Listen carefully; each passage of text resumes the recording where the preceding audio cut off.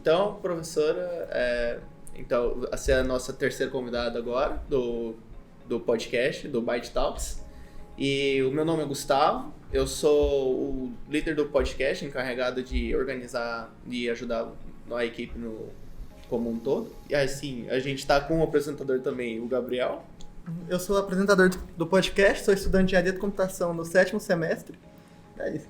No caso, eu já me formei, mas continuo com o podcast para poder ajudar vocês no geral.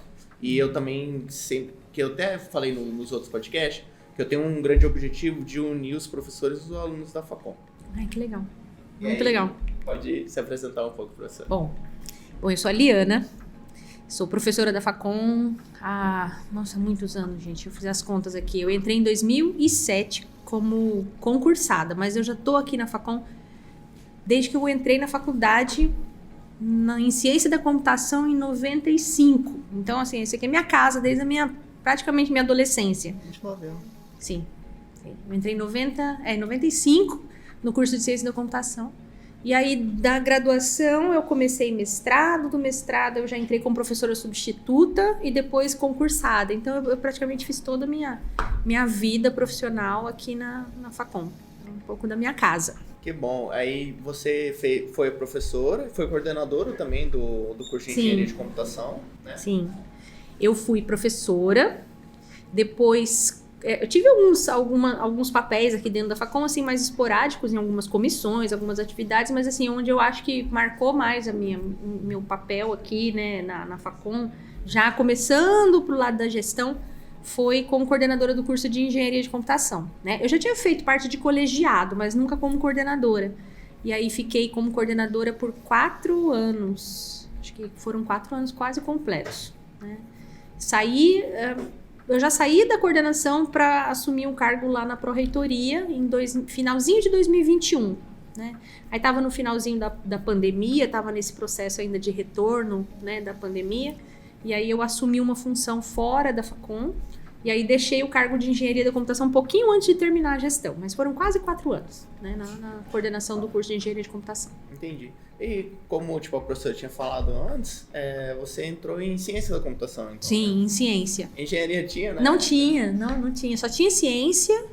Quando eu entrei aqui, tinha Ciência da Computação. Deixa eu me lembrar se tinha o que é hoje Sistemas de Informação. Não, ainda não tinha. Um pouquinho depois que eu entrei, apareceu o curso de Análise de Sistemas, que depois se tornou Sistemas de Informação, né? Mas quando eu entrei, ainda não era nem Facom, era Departamento de Computação e Estatística, DCT, né? Porque a Facom, o curso de computação começou antes do Departamento de Computação. Ele começou dentro do Departamento de Matemática. Eu ainda não estava aqui, né? Mas o professor Mongeli, o professor Edson devem ter falado na participação deles aqui, que eles já fazem parte dessa fase, né? Da fase do curso lá atrás. Quando eu entrei já era Departamento de Computação e Estatística, né? Funcionava onde hoje, pessoal, onde hoje é a GETIC. Vocês já foram na GETIC? Ali naquele corredor ali funcionava. Na verdade, antes dali ainda tinha onde hoje é a matemática. Ali era o DCT, depois ele passou para onde é a GETIC e depois veio para esse prédio novo. Então passei por todas essas etapas aí. Entendi. Depois foram criando outros cursos, né? Hoje nós temos tantos cursos aqui de graduação e mais o mestrado. Eu fui da primeira turma de mestrado também aqui. Então, quando eu saí do curso de graduação, isso foi, eu entrei em 95, né? 5, 6, 7, 8. Foram 4 anos de curso, né? Então, em 99 começou a primeira turma de mestrado. Eu já entrei na primeira turma de mestrado. Mestrado em Ciência da Computação, que está até hoje, né? O nosso curso de mestrado aqui. Então, foi o primeiro ano do curso de mestrado. Foi uma experiência bem legal. E aí, só que aí, gente, aí vem um batalhão de coisas, né? Eu entrei no curso de mestrado e entrei como professora substituta. Tem uma coisa super legal nesse processo, que eu me lembro como se fosse hoje. A colação de grau foi um pouquinho tarde naquele ano, porque teve uma greve. Teve uma greve no meu 4º ano de faculdade. É uma greve longa, assim. Eu não sei se teve outra greve tão longa. Acho que a gente ficou uns 3 meses, 4 meses parados, sabe? Pelo tempo que você se formou. Exatamente. No último ano da minha graduação, teve uma greve e atrasou, né? Então, assim, a colação de grau invadiu o ano seguinte, né? A gente não conseguiu colar grau em dezembro, a gente foi colar grau em maio do outro ano, né? E o mestrado começou antes, então foi uma coisa assim, meio estranha, sabe? Eu comecei o curso de mestrado sem ter terminado, mas eles sabiam que ia terminar, né? Então, aí a gente colou grau um pouquinho atrasado. E eu prestei a prova para ser professora substituta aqui, no DCT, no caso, né? E aí eu lembro que eu saí da minha colação de grau, eu nem sei se o professor Fábio Viduani lembra disso, mas eu saí da colação de grau, ele me recebeu assim como aluna, eu era aluna, ele era professor, né? Ele foi, deu um abraço e falou assim, você passou no concurso para professora substituta. Então eu saí, eu me formei, no dia seguinte eu era professora, coisa mais esquisita, assim, aquilo não caía a ficha, assim, né? Que eu já ia pegar aula, na semana seguinte já ia começar a dar aula. Aí eu comecei a dar aula de sistemas digitais, foi minha primeira disciplina, sistemas digitais, uma sala que devia ter uns 90 alunos, assim, foi uma coisa super estranha no começo, assim, mas eu gostei muito de dar aula, já no começo eu já vi que era a minha praia, assim, que eu ia gostar. Desde quando a senhora entrou no curso, a senhora tinha essa vontade de seguir a área acadêmica, tudo? Sempre tive vontade de ser professora. Eu tenho vontade de ser professora desde criança. Quando eu era criança, eu rabiscava as portas de casa, eu dava aula. Então, eu tinha uma porta que era aula de matemática, na outra porta era aula de português, na outra porta era aula de ciências, então eu ficava dando aula. Então, acho que eu sempre tive essa vontade de ser professora, né? E aí quando eu comecei como professora substituta, eu já vi que ali eu ia, sim, que eu ia gostar de fazer aquilo, né? E aí, fazendo mestrado, eu sabia que era um futuro acadêmico, assim, que eu já tinha que seguir, né? Só que, lógico, vem 1 milhão de dificuldades, né? No final do meu primeiro ano de mestrado, eu fiquei grávida da minha primeira filha, né? Ou seja, naquele ano que você colocou. No ano que eu colei grau e que prestei prova de substituto e que comecei o mestrado, eu também engravidei. Eu consegui fazer tudo isso no meu primeiro ano. Né? Super sim. Isso, sabe quantos anos eu tinha? 21 anos eu tinha. Eu entrei com 17, 18, 19, 20. Eu entrei com 17 anos. Saí com 20, atrasadinho ali por causa da greve e tal, já tava perto dos 21. E foi isso, 21 anos, esse... Ela é mais nova que eu. Você vê que loucura, né? Quando eu fiz 22, eu já tive minha primeira filha. Foi a Yara. Daí o professor Nalvo, que era nosso...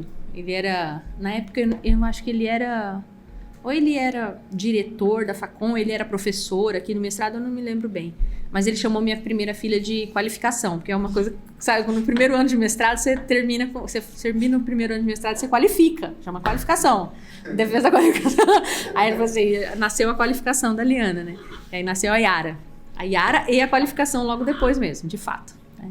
Aí peguei um tempinho de licença, assim, uns 3 meses, no máximo isso, né? E voltei. Aí, sabe o que aconteceu? Engravidei de novo. da segunda filha, durante o mestrado. Daí o Nalvo falou que era a minha defesa, a tese.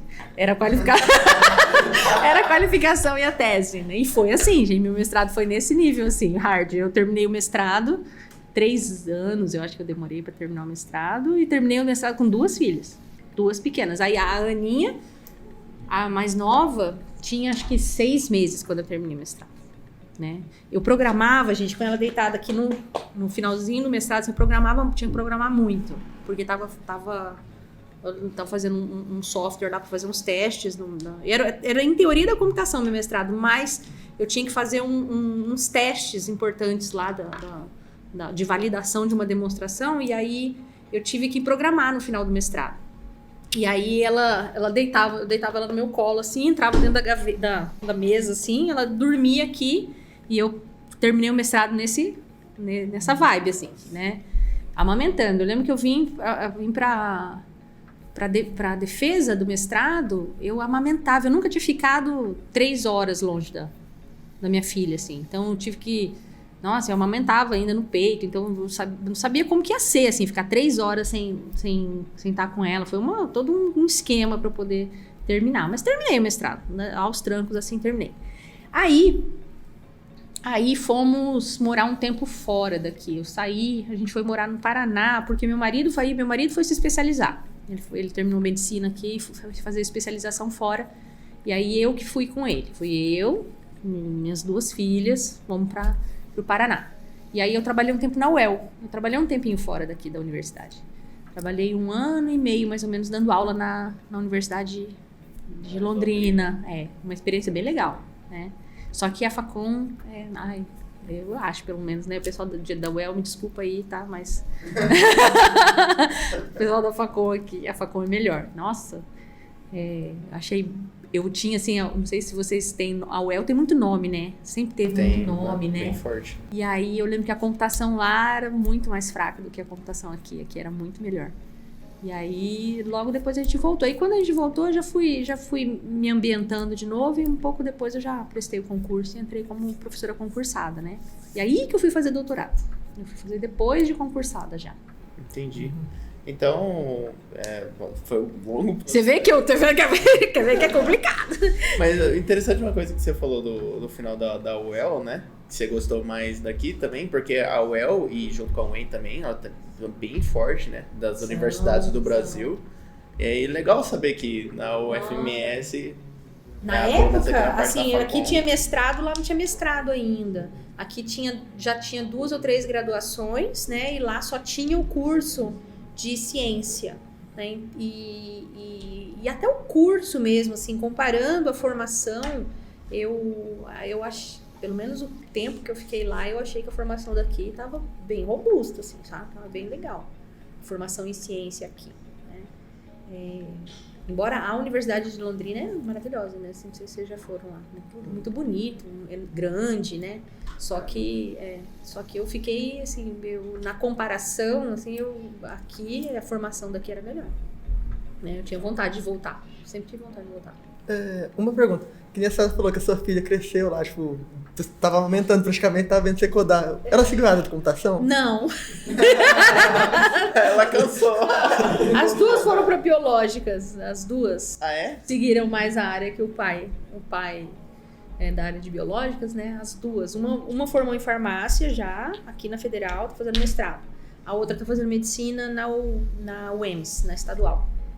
As duas foram para a área de biológicas. Ninguém seguiu computação. E o seu marido, ele é de qual área? Ele é médico, formado aqui também, aqui na UFMS também. Legal. Mas ele não seguiu a área acadêmica? Hoje ele é professor da UEMS também. Ele é professor da minha caçula.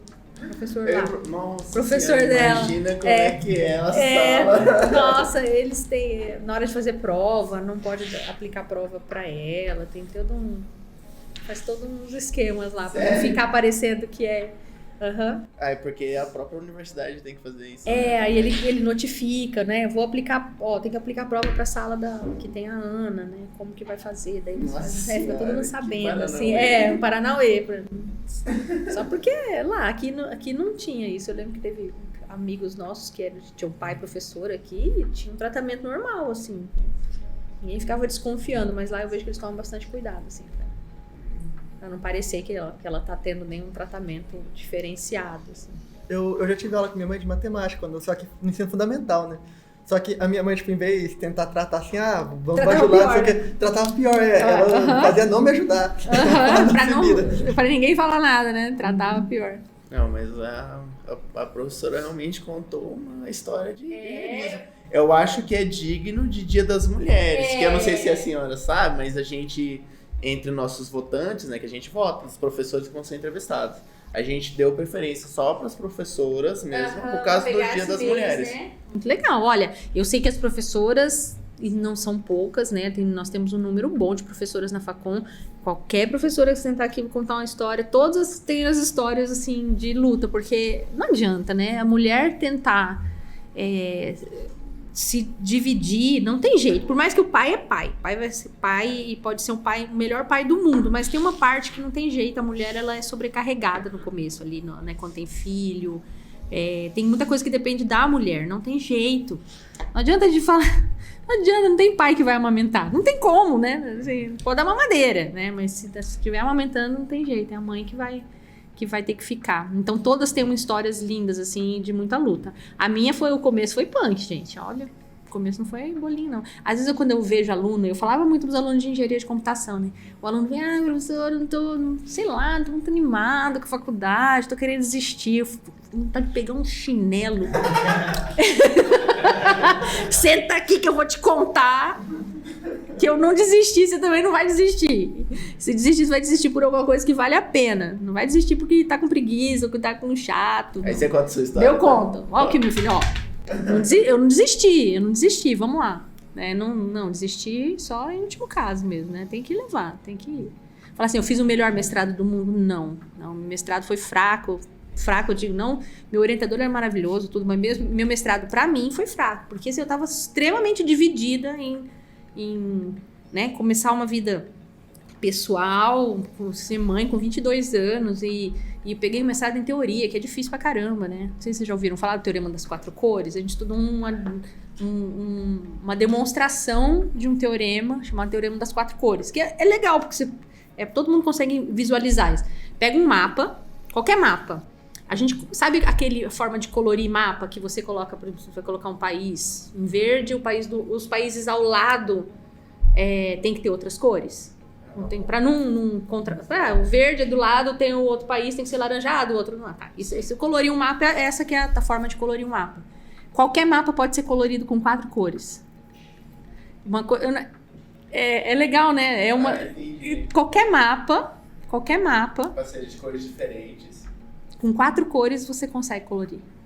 Lógico que assim, fala, pô, caramba, mas tem tanta cor, por que você tá demonstrando que só 4, né? Mas é porque isso aí resolve vários outros problemas, né? Você transforma um mapa num grafo, e aí os vértices vizinhos são os países vizinhos, você liga por uma aresta, então você transforma isso num problema matemático que tem N outros problemas que podem ser mapeados nesse contexto, né? Nessa configuração ali, nesse modelo. E aí, limitar o número de cores é interessante. Limitar o número de cores que você pode pintar os vértices de um grafo. Eu acredito que os professores até discutiu. O professor Said já discutiu com certeza. Aulas de desafio de programação. Sim. E também, não sei se a professora Bianca uma vez já falou sobre também. Que ela dá aula de estrutura de dados, programação 2. Sim, provavelmente já. Outros professores, até o próprio professor de teoria dos grafos pode ter comentado, porque tinha uma demonstração, por exemplo, que 6 cores seriam suficientes, e essa demonstração é simples, você consegue demonstrar com poucas linhas. Assim. Aí com 5 cores é uma demonstração um pouquinho mais elaborada, mas também sai. Né? Aí com 4 cores, gente, era um livro a demonstração. Era imensa a demonstração.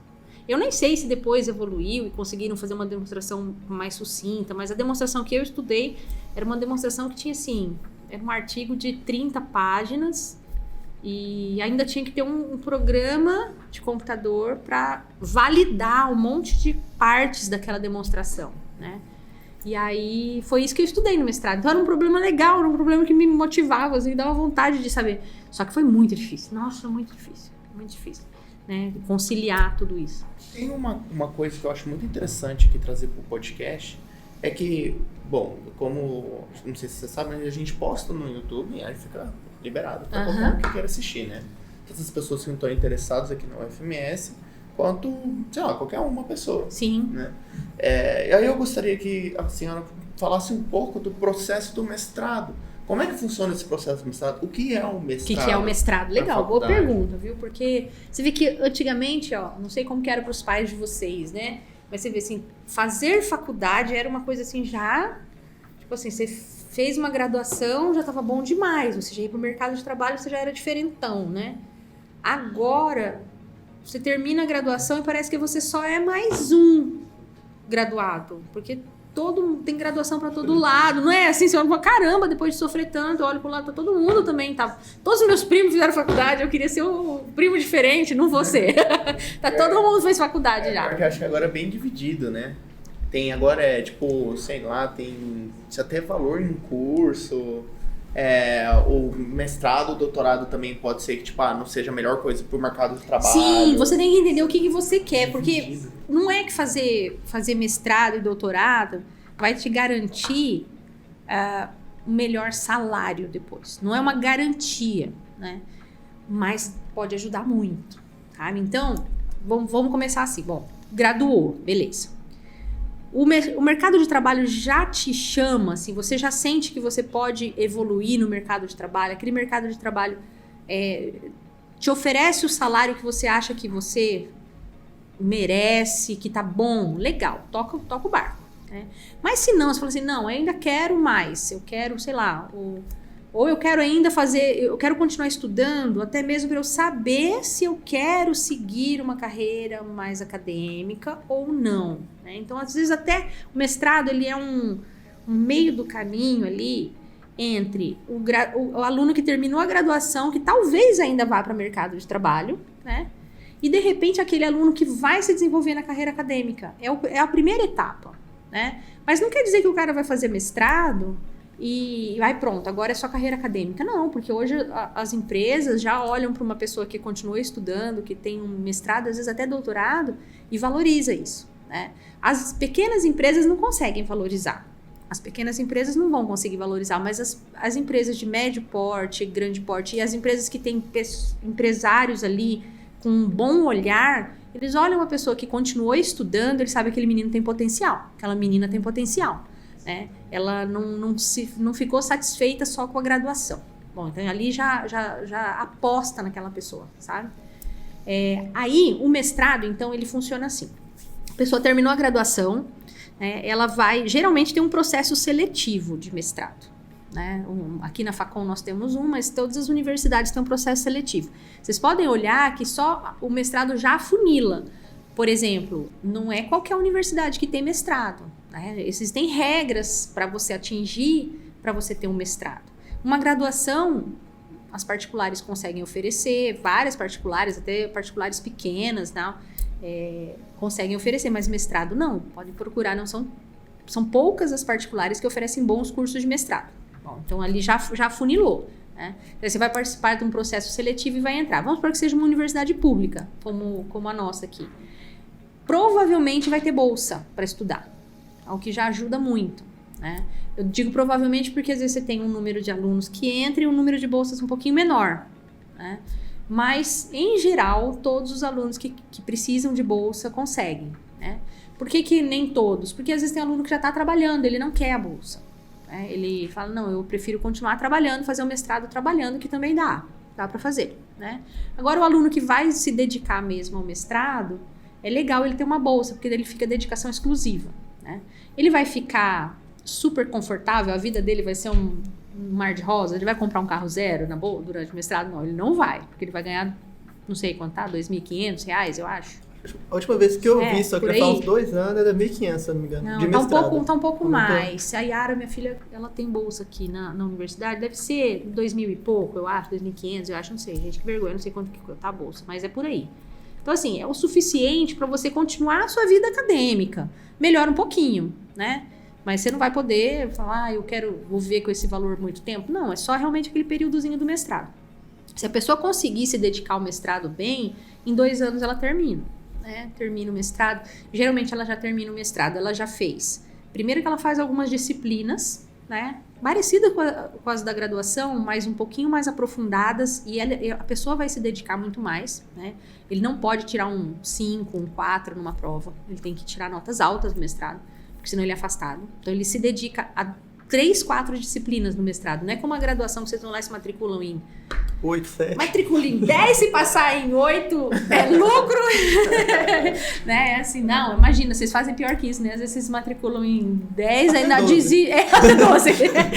Vocês fazem pior que isso e passar em 3, tá bom, as outras zoam. Não, no mestrado não tem isso, tem que pensar direitinho. Não consegue fazer isso. Não dá. Sempre falei, se matricula em 5 no máximo, né? Mas 5 ou 6. No mestrado você vai fazer durante o mestrado inteiro 4, 5 disciplinas. Durante os 2 anos. Então, só que você vai fazer menos disciplinas, só que você vai se dedicar. Você tem que se dedicar. Porque lá é conceito A, B, C, D. D é reprovado. E você fala assim, mas D é o cara que tirou 2. Não, às vezes o cara tirou 6 e é D. Sabe? Então tem que ver quais são as regras do mestrado. Você não pode ficar ali, é 7 para cima. Tá? Então tem que ver como que estão as regras aqui.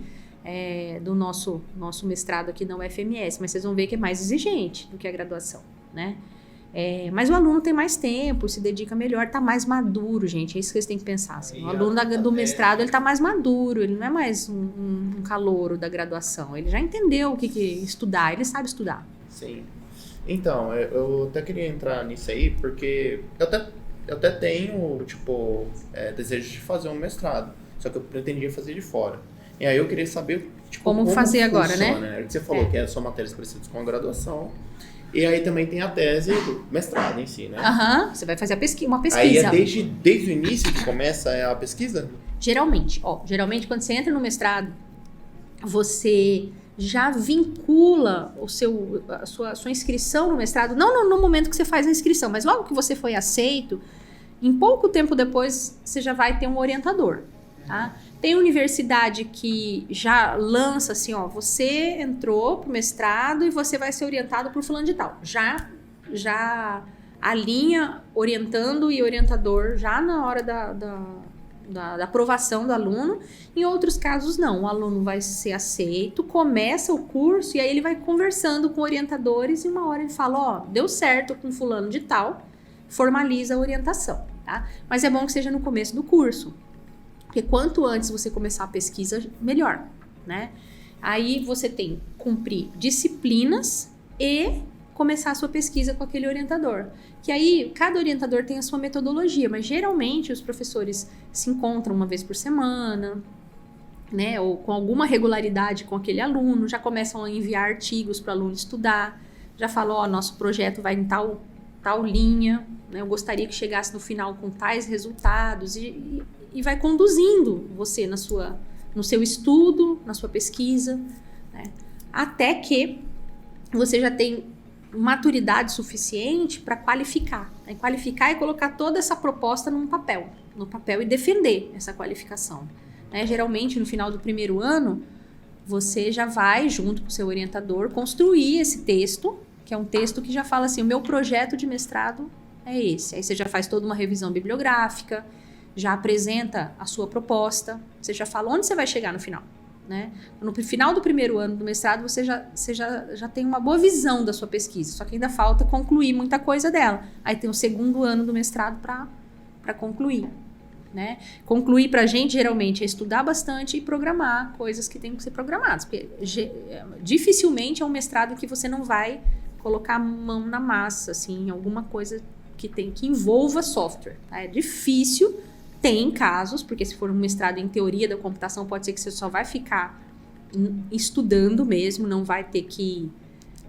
mas vai ter que demonstrar, escrever muito, mas pode ser que você não tenha que programar. Tá? Mas a grande maioria das áreas, inevitavelmente, vai ter que que tem, programar. No nosso caso é engenharia de computação, também tem... o de vocês tem a parte de... exatamente. Se for na de você, hardware. Pode ser muita coisa na área de matemática, pode ser que você tenha hardware, controles. pode ter ferramentas que você vai ter que trabalhar. Você não vai ter que programar, às vezes você não vai ter que programar, criar nada novo. Mas você vai mexer com tantas ferramentas, né, que já estão prontas, que você vai linkar uma com a outra, você vai simular coisas. Então não tem jeito. Vai mexer com a computação ali mesmo. Uma coisa interessante que você estava falando da questão do mercado de trabalho.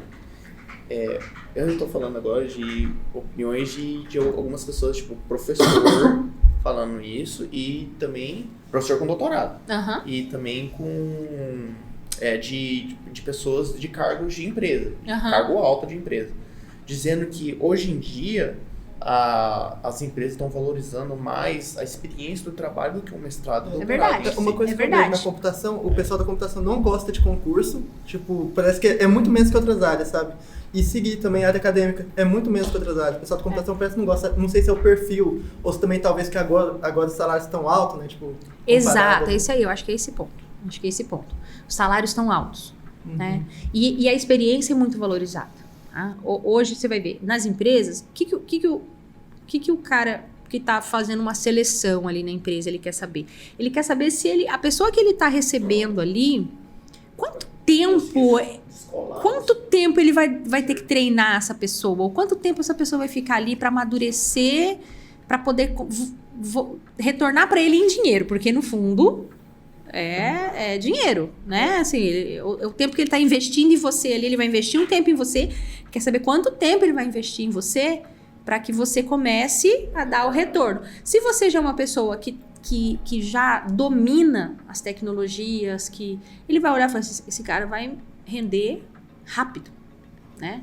E geralmente as empresas de pequeno, médio porte, elas estão muito interessadas nisso, né? Que você já dê retorno rápido. Retorno eu digo que já vai começar a botar a mão na massa, daqui a pouco você já está manjando tanto dos sistemas que estão sendo produzidos ali, você vai entrar num fluxo que você vai dominar rápido. Agora, se você pegar as grandes empresas, grandes mesmo, falando assim, eu convivi com alunos lá na Unicamp no meu doutorado, porque eu acabei não falando doutorado, né? Eu fui no doutorado, eu fiz na Unicamp. Aí nesse tempo que eu fiz doutorado na Unicamp, no laboratório, que era um laboratório na área de arquitetura de computadores, sistemas de computação, né? Tinha vários colegas que eram estavam começando o doutorado, alguns fazendo mestrado e tal. Daquele grupinho que eu fiz amizade, todos eles foram para a empresa, mas depois do doutorado. E que empresas mas assim, terminando o doutorado, já sugaram esses meninos ali. Facebook, Intel, Google, esses 3, IBM. Os meus 4 amigos foram cada uma dessas empresas, né? E tem outros ali, todos eles foram para... Só que aí, essas empresas, nesse porte, elas estão interessadas no aluno que tem doutorado. Porque elas não vão colocar esse aluno para desenvolver soluções. Eles vão colocar esse aluno para pesquisa também, sabe? Eles já sabem, esse menino aqui... Cara, o menino já terminou o mestrado, já terminou o doutorado, numa boa universidade. Esse aqui é o que vai me ajudar a projetar soluções futuras.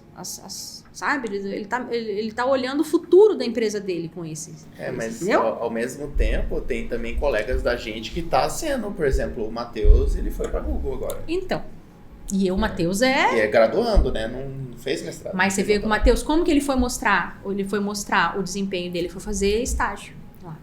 Ele foi fazer estágio lá.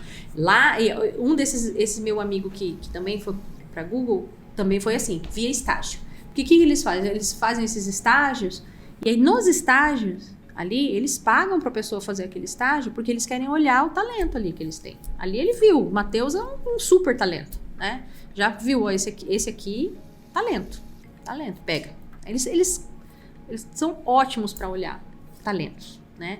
Agora, ele pegando um aluno, por exemplo, que foi fazer entrevistas lá, ele já terminou até um doutorado ali, esse aí, ele olha já com outro olhar. Esse aí é o cara que eu posso investir, porque ele vai me render. Esse vai me render. Eu posso até gastar um tempo agora para ele entender a minha empresa aqui, não tem problema.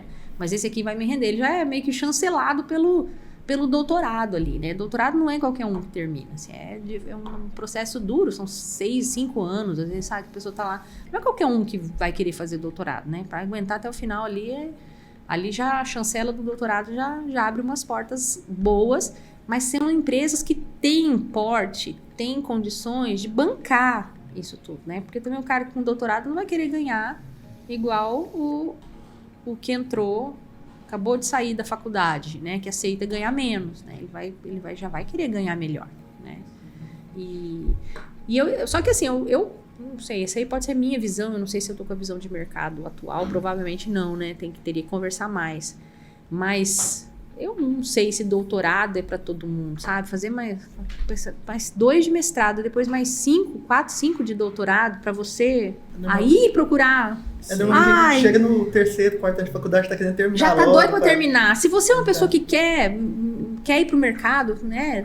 Talvez o mestrado te ajude só a ter certeza disso e você continuar estudando mais 2 anos não vai matar ninguém, assim, mas chegar a fazer o doutorado, acho que é mais para quem quer investir mesmo, talvez, numa carreira acadêmica, sabe? E aí, se aparecer, né, uma boa oportunidade de trabalho, migra. Tem professores aqui da Facom que, se eles estralarem os dedos, eles vão para a empresa, né? Se a universidade apertar um pouquinho eles, ficou ruim aqui trabalhar aqui, eles vão para a empresa, porque a área pede, né? Mas às vezes estão porque gostam da área acadêmica, gostam da carreira acadêmica, né? Então tem que ver onde que a pessoa se encaixa, se ela gosta daquilo, sabe? Que às vezes nem é por salário, porque às vezes o salário não vai... Salário é bom, lógico, né? Todo mundo quer dinheiro, mas não é o que sustenta você no trabalho muito tempo, assim. Se você não gostar... Uma coisa que eu andei reparando também, a quantidade de pessoas sem experiência estão contratando. Parece que as empresas já deu uma capada. Porque nós procurava muito sem experiência, não, sem formação. Falei, nós procurava muito, tipo, muita gente sem formação, talvez com um pouquinho de experiência ele ia lá e pegava, sabe? No próprio pedir de contrato. Agora não, tipo, eles já estão pedindo formação em ciência de computação, engenharia de computação. Já estão já num semelhante. requisito, né? Um Sim. requisito mínimo. Principalmente o pessoal mais iniciante ali. Mas... E eu já vi casos o contrário, assim, por exemplo, um pouquinho mais atrás, num passado não tão distante, mas tipo 6, 7 anos atrás, que pra computação eu, tipo, Muita coisa. uma era atrás, né? Mas tipo 7 anos atrás, assim, um amigo que ele já era um ótimo programador sem ter feito faculdade nenhuma. Né? Ótimo programador. E ele trabalhava pra prefeitura, vários lugares aqui na cidade. Só que ele foi conseguir se estabelecer na hora que ele fez a graduação. A graduação, gente, foi assim, só pro forma para ele. Só para dar o diploma mesmo. Mas ele precisava. Porque em algumas seleções, assim, ele perdia por não ter a formação, sabe? E aí ele fez a graduação aqui pro forma. Para ele foi igual nada, sabe? Ele fez... eu tô tentando lembrar se ele fez engenharia de software. Qual que foi? Para você ter uma ideia, eu conheço um professor de história e geopolítica. Ele era formado em Direito e ele dava aula de cursinho para História e Geopolítica, né? Oferecendo para ele dar aula no ensino médio. Ele não podia, porque ele era formado em Direito. O cara sabia muito de História, velho. Aí ele literalmente foi tirar o diploma de História, ele só ia fazer a prova. Aí. Porque Cara, já tinha o conhecimento, né? Demais. Cara, Pois é. É bem comum até ver o pessoal fazer mais esse tecnólogo. O pessoal já tá no mercado de trabalho, não Faz tem o tecnólogo rápido para terminar em 3 anos. A análise de desenvolvimento de sistema. Verdade. No caso verdade. dele, não foi nem... No caso desse professor que eu falei, né? Não foi nem por causa do que ele perdia da empresa. Ele já estava dentro da escola, né? Só que ele não podia. Né? Porque tem legislações aí, né? Que exatamente, que limitam, né? Né? E concurso, aí a pessoa, podia, de repente ia gabaritar um determinado concurso lá, mas ele nem pode se inscrever, porque não tem a formação que o concurso pede, né? Então, não adianta, tem que ver como que o mundo tá caminhando, né? Sim, tá engraçado. E hoje o conhecimento é muito acessível, né? Hoje... Ai, gente, no meu tempo, assim, de formação, quando eu comecei em ciência da computação, essa faculdade era, assim, totalmente inovadora. Não tinha... Ninguém fazia ciência da computação, ninguém nem sabia. Eu lembro meu pai, a primeira vez que eu falei que ia fazer ciência da computação, ele falou assim, mas que porcaria de curso. Ele falou assim, que porcaria de curso é esse que você vai fazer, que eu nem sei o que é isso. Eu falei, ai, pai, mas agora é o futuro, né? Eu falava isso, mas eu não sabia. Eu não sabia nada, só repetia, né? Ele falou assim, você vai ser empregada a vida toda. Bom, ele tá certo, eu sou. mas eu podia ser dona de empresa também, se eu quisesse. Hoje em dia, puxa vida, se a pessoa tem uma veia empreendedora na computação, ele voa, gente. Computação tava certa, era a profissão certa mesmo. Fazer computação. Hoje, eu sei que vocês passam por muita dificuldade para terminar o curso. Tem uma hora que vocês falam, ai, que saco, né, ficar escutando isso. Mas é a verdade. É que vocês são novinhos ainda, né? Daqui a pouco vocês vão olhar e falar, nossa, que bom. Se vocês gostam de fazer isso, né, de trabalhar com computação, vocês estão num bom caminho. Porque onde que a gente não vê computação hoje? Computação tá em tudo. Tudo. Você não vê mais área nenhuma que você não consiga casar com computação e achar uma solução melhor, né? Tudo. Isso que vocês estão fazendo aqui, né? Essa difusão de conhecimento, hoje em dia é muito fácil. Você quer fazer curso, você quer aprender tecnologia nova, você precisa fazer faculdade para aprender a tecnologia nova, você tem 300.000 cursos, então, né? Todo mundo divulga tudo. Gente, é maravilhoso. No meu tempo não, né? Não era assim. A gente tinha que ir atrás de livro e fazer curso pago. E olha lá, imagina, esperar um curso vir para cá, muito diferente. Hoje o conhecimento é acessível. A pessoa pode ser da história e de repente gostar de programar e aprender a programar. Eu acabei de graduar, eu tava fazendo, eu comprei o quê? Uns 4 cursos agora. Pois é. Isso ainda você tá podendo comprar para escolher o curso que você quer. Mas se você falar, eu não tenho dinheiro nenhum, você só precisa pagar a internet. Você faz curso de graça. Também tudo de graça, gente. Tem uns com certificado que anunciou um tempo atrás uma plataforma chamada Dil lá. Não é fazer propaganda, mas é porque eu faço uns cursos lá, um bootcamp do Santander. Aí eu fiz, só que aí como tava corrida da faculdade, tava com um monte de disciplina difícil, assim, sabe? Eu acabei não conseguindo concluir. Só que ela tem outros bootcamp que as empresas colocam. Aí eu vou fazendo, acho que já tem uns 2 ou 3 concluídos. Ai, que legal. Até teve um que eu fiquei lá no top rank, eu ganhei o pro deles. Aí eu posso... Já eu posso ter pode acesso... usufruir É como se de fosse legal. pago mesmo. benefício. É que legal. Aí eu posso terminar o que eu não concluí e eu também posso ter acesso a qualquer bootcamp ou curso dele. Ai, que legal. Tem legal. um amigo meu que ele tá ganhando pra estudar. A Ai, empresa tá gente. pagando, é bolsa pra estudar. Agora eu vou contar uma pra vocês. Essas vão ficar com inveja. É amigo da minha filha. Ele tá ganhando uma nota pra jogar. Vocês já viram? Videogame? Já. Videogame. Já, é. Gente, ele largou a faculdade, fazer biologia. É o Honda. Oi, Honda. Desculpa falar da sua vida e falar que você tá ganhando dinheiro, mas eu sei que você tá. O Rondinha, a gente fazia biologia aqui. E ele é muito bom de videogame. A Varava galera- a noite, varava a a galera noite. entende Lá, e a também gente, qual e que é a o mãe. jogo, você Aí sabe? eu não sei. Fala uns jogos aí que Os mais famosos, assim, acho que de competição é o League of Legends, o Free Fire, Valorant. o Counter-Strike, o Valorant. Ai, não vou saber, gente. Eu sou pior pra jogo, não vou lembrar. A Yara já me falou. E aí ele assim, jogava. E eu fico imaginando a mãe dele, de certo, falando assim: pô, filho, para de jogar, vai estudar biologia, pra você ser um bom biólogo, um bom professor de biologia. Gente, o menino parou a faculdade, eu acho que nem terminou. E começou a jogar e profissional, vive rodando o mundo inteiro aí. Não tá morando aqui mais não.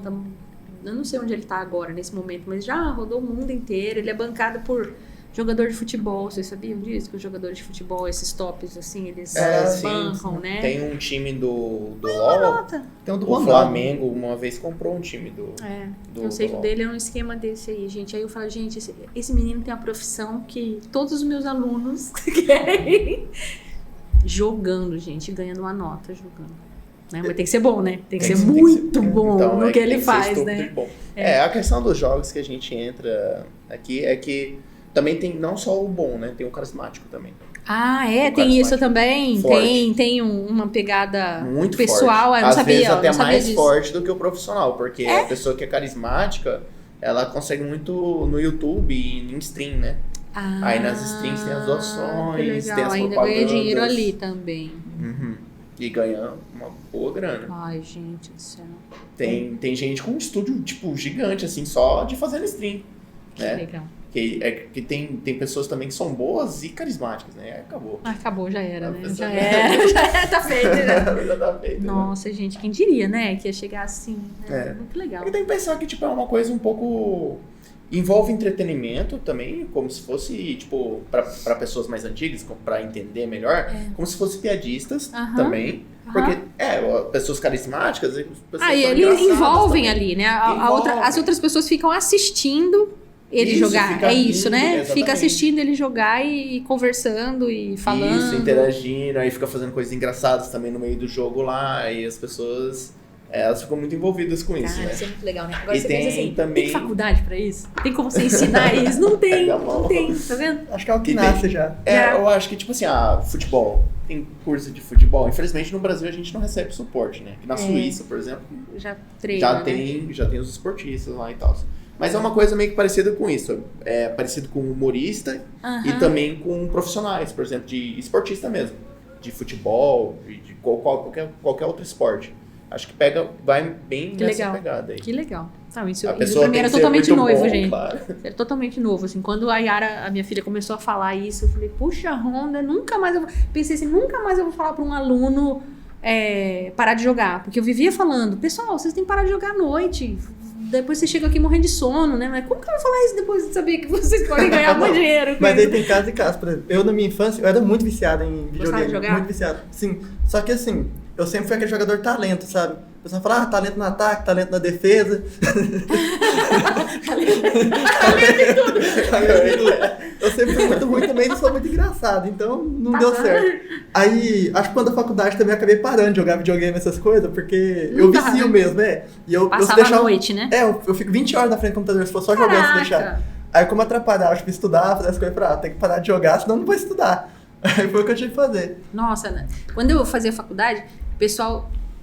todo mundo sempre gostou de jogar, né? Que na época eram outros jogos e outras condições, assim, mas na computação é muito normal, né? O pessoal gostar de jogo, né? Já vai pra faculdade porque acho que já gostava de jogar antes e procurou alguma coisa. O jogo aproxima muito o computador das pessoas. Exatamente. Daí ele já Ainda começa a mais pra se criança, sentir. pra adolescente. Exatamente. Aí já começa a se sentir familiarizado com aquele mundo assim e aí escolhe uma faculdade que tem relação com computação, né? Aí Com eu vou falar computador e uma tal. coisa bem legal, assim, o jogo também, quando a pessoa fica muito familiarizada com o jogo, ela começa a entender como é que a programação funciona. Sim, ela sem já nem desenvolve entender. pensamento lógico. Ela, sem ela nem entender direito como é que a programação funciona, ela consegue, às vezes, até perceber como é que o mundo do jogo funciona, sabe? Entendi. E aí, por causa A disso, construção às vezes, ela por trás de percebe tudo a isso, programação. Muito Não, legal. eu já vi, esse tempo atrás, eu vi um... Na verdade, vi não, eu escutei, né? Porque normalmente coloca uns vídeos pra mim dormir, eu fico escutando pra dormir. Aí do pessoal falando uma pesquisa que fizeram, tipo, colocaram um pessoal que nunca jogou videogame na vida pra jogar. E eles ficavam muito perdidos. Teve até falando do caso de uma mulher, que tipo, o jogo basicamente tem a tela que aí você consegue mexer a tela se olhar pros campos, sabe? Ela jogou, tipo, a fase inteirinha da pesquisa lá sem mexer a câmera. Ela não sabia que você mexesse o mouse, você mexia a câmera, só aqui no teclado.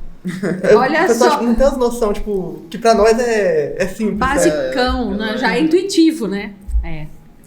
Nossa, eu me lembro que tinha o jogo, já tinha os videogames, né? Que todo mundo tinha um videogame. Eu lembro que eu joguei muito na minha adolescência, assim, o Sonic, Mario, era mais na infância ainda, o Mario Bros, sabe? Era mais na infância ainda, mas o Sonic eu me lembro bem, tal. Mas nunca fui muito de jogo, não. Eu enjoava, eu preferia ir pra rua mesmo, era rueira. super rueira. E então eu entrei na faculdade, eu lembro que meu marido, a gente fazia faculdade, eu fazia aqui na computação, ele fazia ali na medicina, né? Daí ele queria ir pro era um fliperama.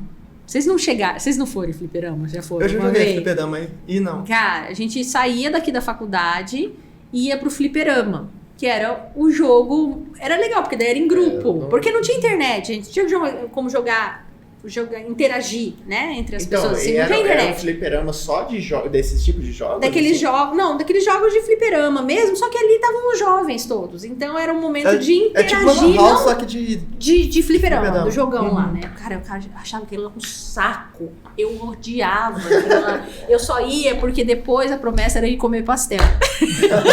Ele falava, vamos comigo, por favor. Seus amigos vão assistir isso aqui, hein? Pois é. Ele falava assim, vamos comigo, por favor, vamos comigo. Eu falava, eu vou, mas depois a gente vai sair pra comer pastel. Daí eu ia pra lá, ele jogava lá, uns jogos de luta lá, saía feliz, a gente ia comer pastel e depois ia embora, né? Isso era uma coisa que o pessoal falava, você não é da computação, você não gosta de jogo.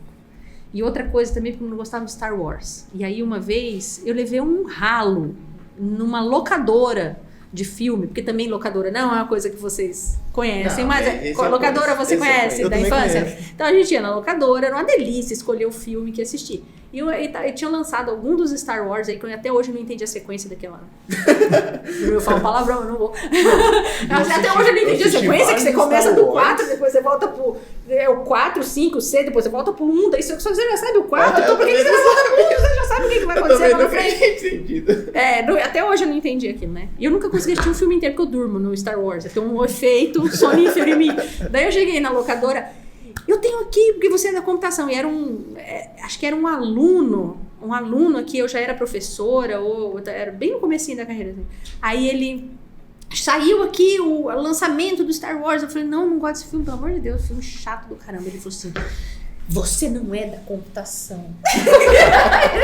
E ficou bravo comigo porque eu não gostava de Star Wars. Não gosto até hoje, não consegui assistir um inteiro do Star Wars. Acho que eu não sou da computação, não foi. Acho que eu nunca assisti. Nossa, falar isso pros professores mais antigos aqui é assim, tipo, você não é da computação. Agora, Senhor dos Anéis. Senhor dos Anéis eu gosto. Eu já vi repetir um tanto de vez já. Eu também. Então, se me chamar, eu assisto os 3 em sequência. Eu durmo só no 2. O 2 é chato, né? O 2 eu durmo, porque é muita guerra, mas os 1 e 3... Muita guerra, é muito troll, as pessoas morrendo, muito monstro. Depois eu sei que vai dar certo, no final eu vou dormir um pouquinho, mas os outros, não, é fera, né? E o Hobbit também, eu li o livro, maravilhoso, ai meu Deus, maravilhoso. Eu lembro que, tipo, antigamente eu assistia... Olha o Tolkien, ó. Ai, que legal, é uma bibliazinha, gente, olha Olha que bonitinho, muito lindinho. Vai ter que vir aqui. E é o Hobbit? É o Hobbit? Sociedade do Anel. Ai, que top, gente. Olha que lindo. Olha, é pequenininha a letra, né? Parece uma bíblia mesmo, né? Que doideira. Dá um joia pra Esse câmera. daí Muito lindo. Não, isso é livro, isso é livro, gente. Aqui, ó, Ó, tem que mostrar aqui, ó. Isso aqui é... Não sei se tá pegando bem. Nossa, chique, lindo, lindo, lindo. Legal, Maravilhoso. cara. Nossa, eu nunca vi isso aqui. Esse Tolkien é um gênio. O C.S. Lewis também é um gênio. Vale a pena ler. Né? E o Chesterton também é são 3 gênios da... Muito bacana. Eu tava falando que do Star Wars, eu lembro que o meu pai era fã. E eu não entendo também até hoje por que o meu Por pai que é que fã é tão... daquilo Mas ali, é que devia ser muito... Star Wars, eu acho que quando foi lançado, aquilo era... Acho que era tão futurista, era tão bem feito, uma história tão bonita que acho que encantava mesmo, sabe? A época dos Mas pais, aí assim. eu lembro que eu assistia quando eu era criança, eu gostava, né? E tipo... Só que eu não entendia a sequência até hoje também. Outro dia eu fui pedir pra uma pessoa Eu que... falava, cara, eu não sei, não faço ideia do que tá acontecendo, mas toca aí. eu assisti, o primeiro que eu assisti, o menino era pequenininho. O primeiro que eu assisti, não. Eu assisti acho que o 4. Ele já tinha o do mal lá. O Darth que o 4 Vader. eu não assisti. Acho que já tinha. Eu Aí pulei. depois um dia apareceu o menininho, o pequenininho, o principal lá. Eu falei, cara, não tô entendendo nada da sequência desse filme. Me explica. Até hoje. Pior que eu achei engraçado que tem alguns filmes ou livros assim que a explicação é diferente. É como se ele, tipo, te jogasse num universo lá, aí ele começava, tipo assim, não é que, sei lá, não tem um narrador ou um personagem que fica falando, não, porque isso daqui é tal coisa. Tipo assim, no universo em si, aquilo ali seria intuitivo para as pessoas, né? Então ela não vai ficar te explicando. Isso, sai do clima ali, entendeu? Então você tem que se virar. E você tem que assistir Em porque jogos você vai faz isso, entrando. professor. Imagino que sim. Jogos deve te envolver demais, né? Nossa, eu acho muito bom, cara. É. Dos jogos que, tipo, eles te jogam no universo e você tem que ir atrás da história. Ai, que legal. Tem Legal, vários nossa, desses demais. tipos de jogos, assim, e eles chamam até de easter egg, que tem umas coisas, que tipo, tem umas coisas escondidinhas ali no meio. ali, que você e percebe te o chama negócio atenção. da história ali. Bem Legal. Eu tenho um amigo que gosta de ficar caçando esses easter eggs, essas coisinhas já. Eu nunca fui de ficar lendo história. Acho que teve um jogo que eu li mais assim a história que foi The Witcher 3. Fantástico o jogo. Mas tirando isso, eu sempre sou do aperte e entra pra pular, sabe? Fica Ansioso. Eu vou ser ansioso. Eu já gosto de quebrar o pau lá no meio do jogo. Não sei se vocês assistiram um desenho, esse é muito antigo, gente, que é Caverna do Dragão. Já. Caverna do Dragão, você vê Caverna do Dragão, é super antigo, mas todo mundo até hoje sabe, assim. Ele também ficou super famoso na época que lançaram, assim, porque ele tinha... No final, você nunca sabia quem era. Na verdade, tinha o mestre lá, que eu esqueci o nome, Mestre dos Magos. o mestre dos magos, e tinha o Vingador. Eu acho que o mestre dos magos é o Vingador. Então, tem todo esse contexto. Porque tem o mestre dos magos era o bonzinho, era o bom, e o Vingador era o mal. Né? Então, essa ideia do bem e do mal, né? Que é o padrão, né? Tolkien é excelente, né, nisso, né? Porque aí é bem definido bem e mal. Né? Tolkien é super bem definido. Senhor dos Anéis, você vê a história do Senhor dos Anéis, é muito claro o que é a bondade e é muito claro o que é a maldade. Né? Isso é muito bonito de você ver, assim, essa definição mesmo, sabe? Sem essa coisa muito relativa. Aí talvez seja bom aqui, mas talvez seja mal, sabe? Essa coisa muito relativa, ela é confusa. Não posso falar, você gosta do eu confuso? gosto Você gosta do desse confuso? Pra filme eu também gosto, mas na vida real, gente, é bom o bom, sabe? Você ter E ainda mais, assim, para uma literatura que vai ficar por muito tempo, vai te ensinar valores, assim, do bem, sabe? Tipo o Frodo. O Frodo, ele é bom. O Frodo é bom. Só que ele foi tocado pelo mal. O Frodo com o anel... o contato dele com o mal machucou ele. Tipo assim, ele deixou de ser aquele bom inocente. Porque os hobbits são inocentes, né? Eles são a bondade inocente, igual criança. E depois que ele é tocado pelo mal, ele se torna... Ele continua sendo bom, mas ele já tá machucado. É aquele bom da vida mesmo, sabe? Que você já quando você leva porrada na vida, e você pode continuar sendo bom, mas você já é um bom que sente dor, sabe? A dor da morte, a dor das coisas difíceis da vida, né? Então é muito realista, cara. E tem o mal é mal. O Tolkien mostra o mal como mal, cara. É muito legal. O senhor, e o que eu tava falando da Caverna do Dragão, tem o bonzinho, que é o Mestre dos Magos, e tem o mal, que é o Vingador. Todos os episódios tem o Mestre dos Magos e tem o Vingador. Você assiste 1 milhão de vezes na sua infância isso. Só que acontece que o Mestre dos Magos nunca encontrou o Vingador. Eles nunca se encontraram no mesmo desenho. É sempre que negócio. A hora que eles vão sair, o Mestre dos Magos sai, aí de repente chega o Vingador. Aí chega o Vingador. Isso eles foram construindo durante todos os episódios do desenho. Nunca eles se encontram. E aí lá no finalzinho, eles deixaram um final meio aberto, assim. Então aí viraram muitas teorias, né? E uma das teorias é essa, que na verdade o Vingador e o Mestre dos Magos, na verdade, eram a mesma pessoa. Ai, gente, aquilo me acabou. Não, gente, o bom é o bom, o mal é o mal, não complica a minha vida. Não complica, eles não podem ser o mesmo. Né? Mas isso marcou. Tem gente que até hoje gosta da Caverna do Dragão. Porque eles entravam numa montanha-russa e saíram em outra dimensão, sabe? Eles ficaram presos numa outra dimensão e eles queriam só voltar. Eles só queriam voltar. E o Mestre dos Magos ajudava e o Vingador atrapalhava. O Mestre dos Magos ajudava e o Vingador atrapalhava. Na verdade, se eles eram o mesmo, é muito ruim, gente. Eles estavam no inferno. Eles estavam no inferno. O Mestre dos Magos, na verdade, não existia. Era só o Vingador. Porque eles queriam voltar e alguém não deixava eles voltarem. Horrível! Que desenho horrível. Que acabou com ele. Triste, né? Olha só. Ó, tá vendo? Você não assistiu. Agora você não vai querer assistir mais, mas... Não, mas é bonitinho, é bonitinho. Pior que, tipo, da minha parte de desenhos era outra. Eu lembro que a Caverna do Dragão passava um horário que eu não assistia. Por isso que eu não assisti, mas eu lembro que ele passou muito. Eu acho que era na Band cedinho que passava, pelo menos na minha época. Ai, que legal. Tá vendo como era legal você não ter acesso livre às coisas? Você lembra até o horário que passava o desenho que você gostava de assistir. Eu lembro até que passava o desenho na Band. Isso gera valor. Eu acordei muito cedo, sabe? Quando eu era mais pequena, eu acordava meio cedinho, aí eu enchi o saco da minha mãe, né? Porque eu sempre dormi meio pouco.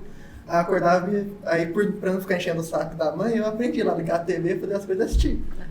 Mas você vê, você nunca mais esqueceu que hora que passava e onde passava. Agora você pega essas coisas do Instagram, por exemplo, os rios, e daqui 30 minutos eu esqueço o que eu vi. Mas isso é onde eu queria chegar. A gente tem muito acesso, e ter muito acesso às coisas, muita facilidade, tira o valor que as coisas têm. Não, na hora que irrita, que eu vou entrar no YouTube, eu já vou com pretensão. Vou entrar, vou pesquisar tal coisa. Aí ele abre direto naqueles shorts, tá? Aquele negócio cortado. Aí eu vejo o primeiro vídeo sempre legal, né? Aí eu vejo, legal. Aí eu vou rolando e eu esqueço. Você não sabe nem o que você estava buscando. A hora que você vê, passou 40 minutos, você não lembra nada que você viu. Você pensa que você aprendeu um monte de coisa, você não aprendeu nada. Não aprendeu nada. É assim mesmo. A cabeça cansou, porque você viu um monte de coisa. É assim mesmo. É assim mesmo. Aí a gente não tem mais o valor real das coisas. Assim, é muito difícil. As crianças, eu tenho pena das crianças hoje. Eu tô querendo também introduzir aqui o assunto desse impacto. Porque eu lembro uma coisa que você falou lá atrás no início do podcast, que foi que você falou que, tipo, às vezes as pessoas ficam desanimadas em fazer o curso. E esse é um assunto que eu trouxe também pro Mongeli, para conversar. E, tipo, é uma situação muito séria, porque, que nem assim, a gente tem uma discrepância também, né? Porque você passou por graduação, mestrado, filha...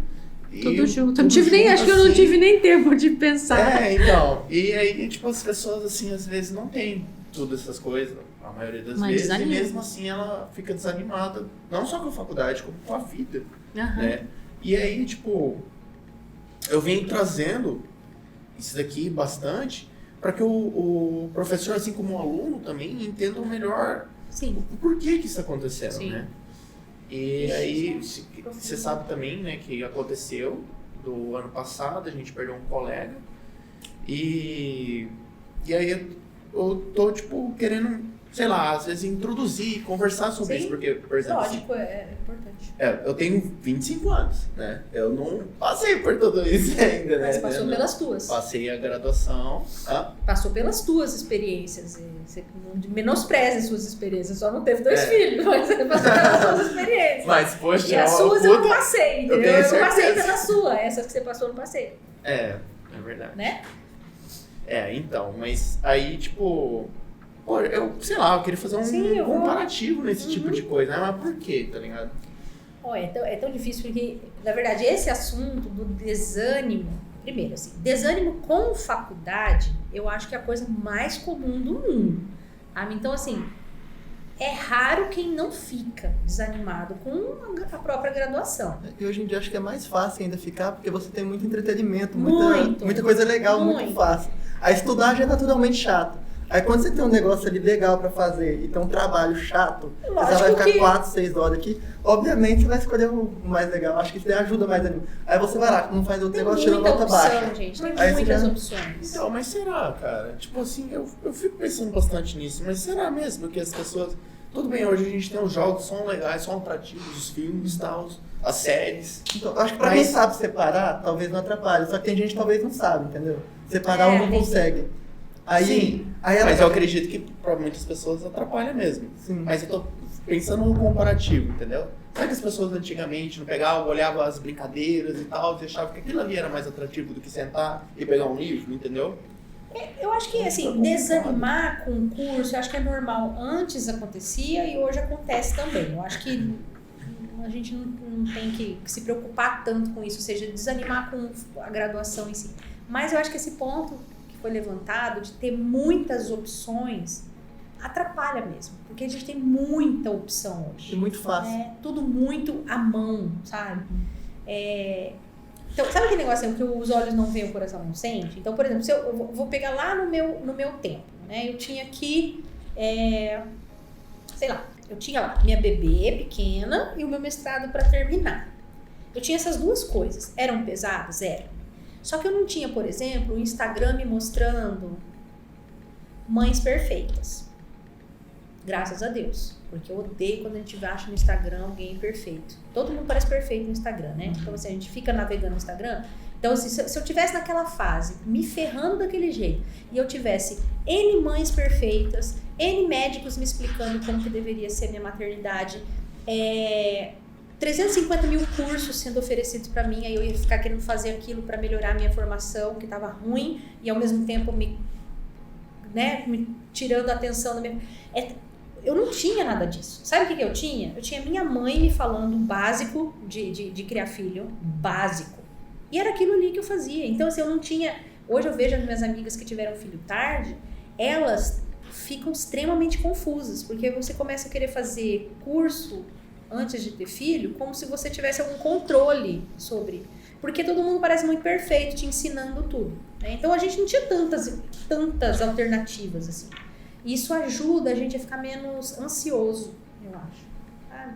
Você simplesmente vai vivendo. Tinha que cuidar da filha, tinha que fazer o mestrado. O que era fazer o mestrado? Era aguentar mais 2 anos, seguindo um pouquinho e terminar. Tá? Vocês, eu vejo que vocês vivem numa fase agora que vocês têm muitas informações, gera ansiedade, só isso. E essa ansiedade dá essa frustração.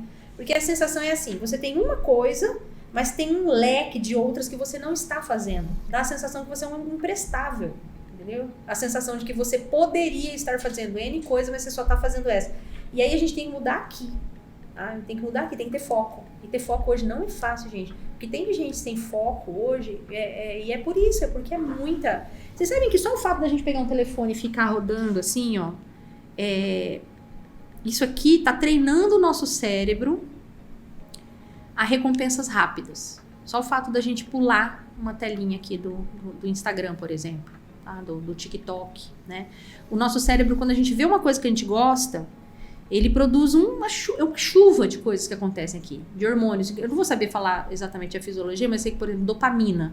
Dopamina dá essa sensação, noradrenalina, dopamina, e são sensações de recompensa, como se fosse assim, eu gostei disso, eu já tenho aquela sensação boa. Sabe quanto dura? 15 segundos, você busca outra.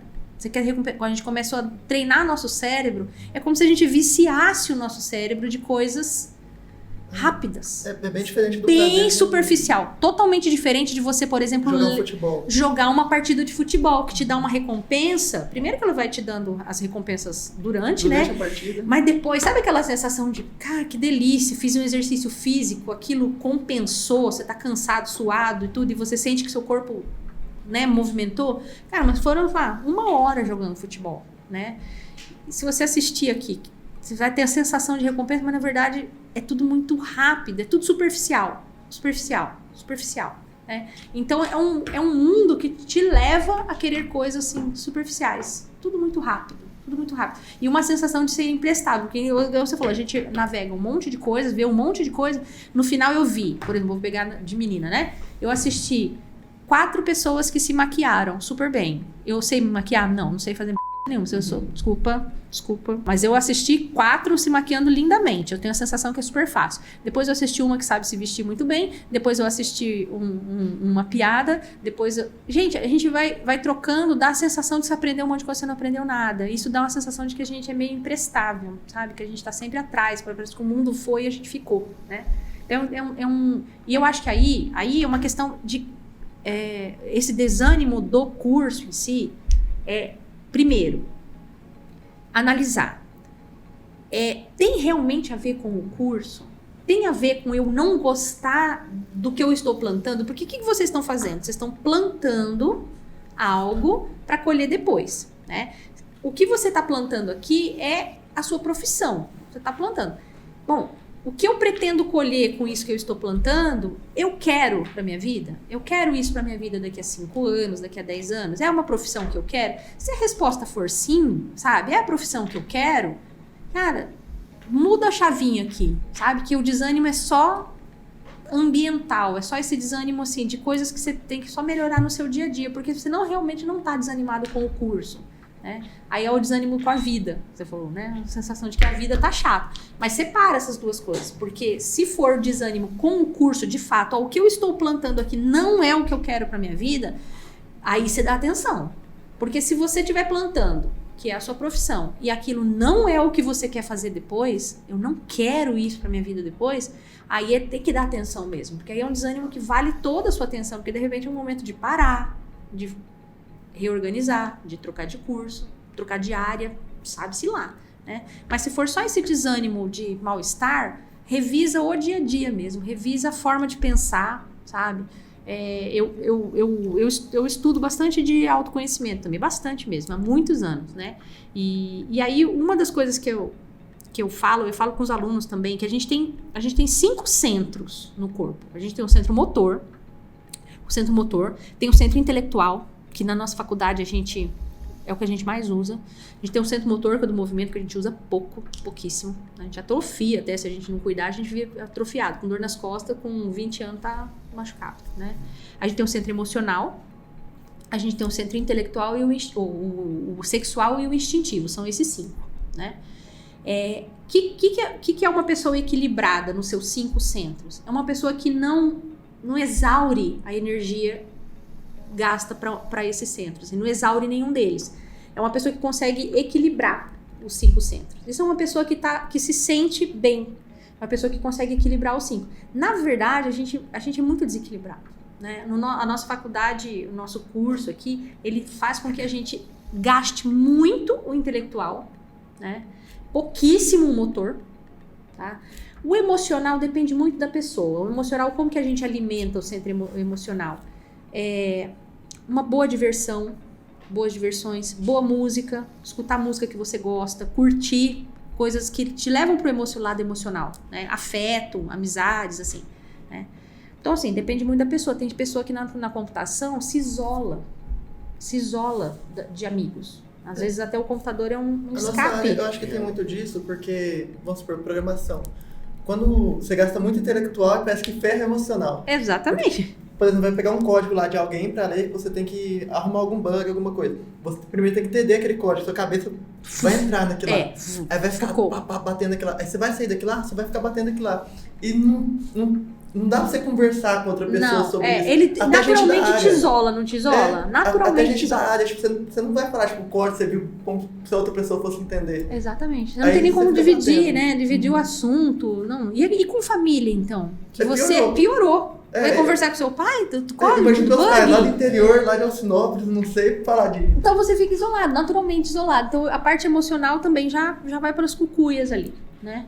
Aí, lógico, o centro sexual e centro instintivo é mais instintivo mesmo, né? Tem cada uma um questão tem a importante sua... também, né? Que se você não trabalha o físico, não, o motor, né, que você fala. O motor físico. O emocional também fica abalado, né? Sim. Totalmente. Porque se você gasta muito você puxa do outro, né? E a gente vai, tipo assim, é como se a gente fosse com 25 anos, velho de cabeça, com um corpo de 20, entendeu? Porque às vezes a sua cabeça já tá como se você tivesse 60, porque você já consumiu dela. Daí vem os problemas de ordem mesmo, de ansiedade, de cansaço demais, começa a não dormir bem. Quantos de nós já com 20 e poucos anos já tá com dificuldade para dormir? E não é porque você primeiro não desgasta, o corpo não tá cansado, sim, porque às vezes a gente passa muito tempo sentado. A cabeça tá cansada. Mas a cabeça tá muito cansada. Aí você não consegue mais estudar. Não, e você sonha, você dorme e sonha que você tá trabalhando e que você tá codificando, e aquilo é uma mistura, né, horrível, assim, e acorda cansado. Né? Então eu acho que a gente tem que buscar esse equilíbrio mesmo, sabe? E buscar estudar um pouquinho para entender e se policiar mesmo, sabe? Por exemplo, não abandonar exercício físico, não podemos, sabe? E é uma tendência nossa, da área mesmo, a gente começar a fazer pouco exercício, a gente não vai numa academia, a gente não caminha, a gente não corre. Eu jogava bola quando era criança, não joga bola mais na faculdade, sabe? O isolamento também. Vai se isolando emocionalmente, vai deixando de ter amigos. Eu acho que, na verdade, assim, se eu for desses centros, assim, eu achei muito interessante.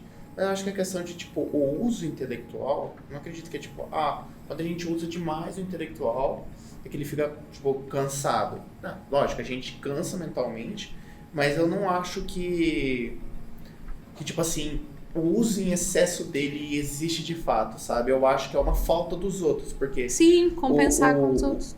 Por exemplo, o do físico, né? A gente realmente precisa muito, porque o corpo em si descansa muito melhor com o físico mais cansado. Sim. E não é, tipo...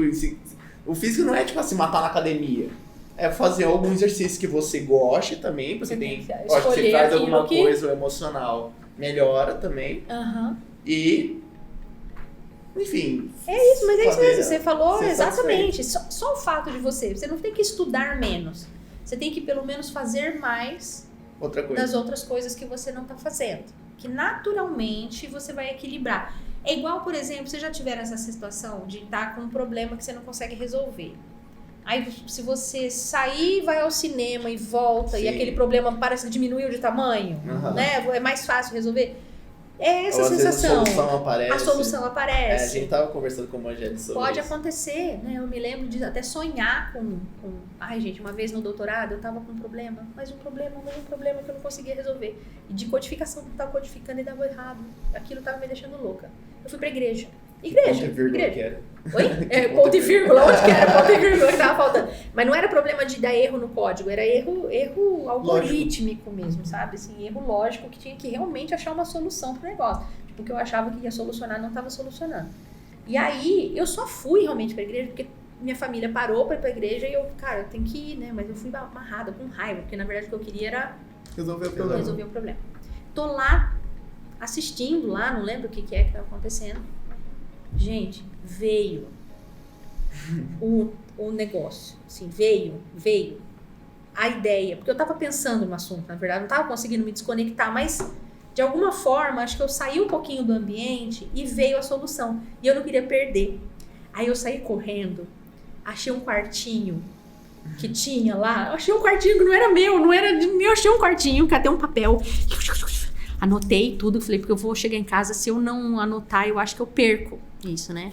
E cheguei em casa e aquilo, lógico, não era uma solução, porque não era nada tão simples assim, mas aquilo ali deu o start. O start, exatamente. Aquilo ali foi assim, foi o início do caminho da solução, sabe? E aquilo ali rendeu o meu doutorado. E eu nunca esqueço da angústia que eu tava, e o tanto que eu tava desgastada, sabe? E eu lembro que foi na igreja que veio, sabe? Assim, e é só pelo fato de ter trocado o centro mesmo, sabe? De ter saído daquele ambiente que eu tava e ter saído lá com a minha família. E aquilo ali deu uma aberturazinha, sabe? Um espaço aqui dentro pra vir. Eu acho que a gente precisa ter essa divisão, claro. Eu acho que ninguém vai mal numa prova porque, sei lá, deixou de estudar para dormir bem, sabe? Eu acho que esse negócio de varar a noite estudando prova, uma vez ou outra você precisar, beleza, mas...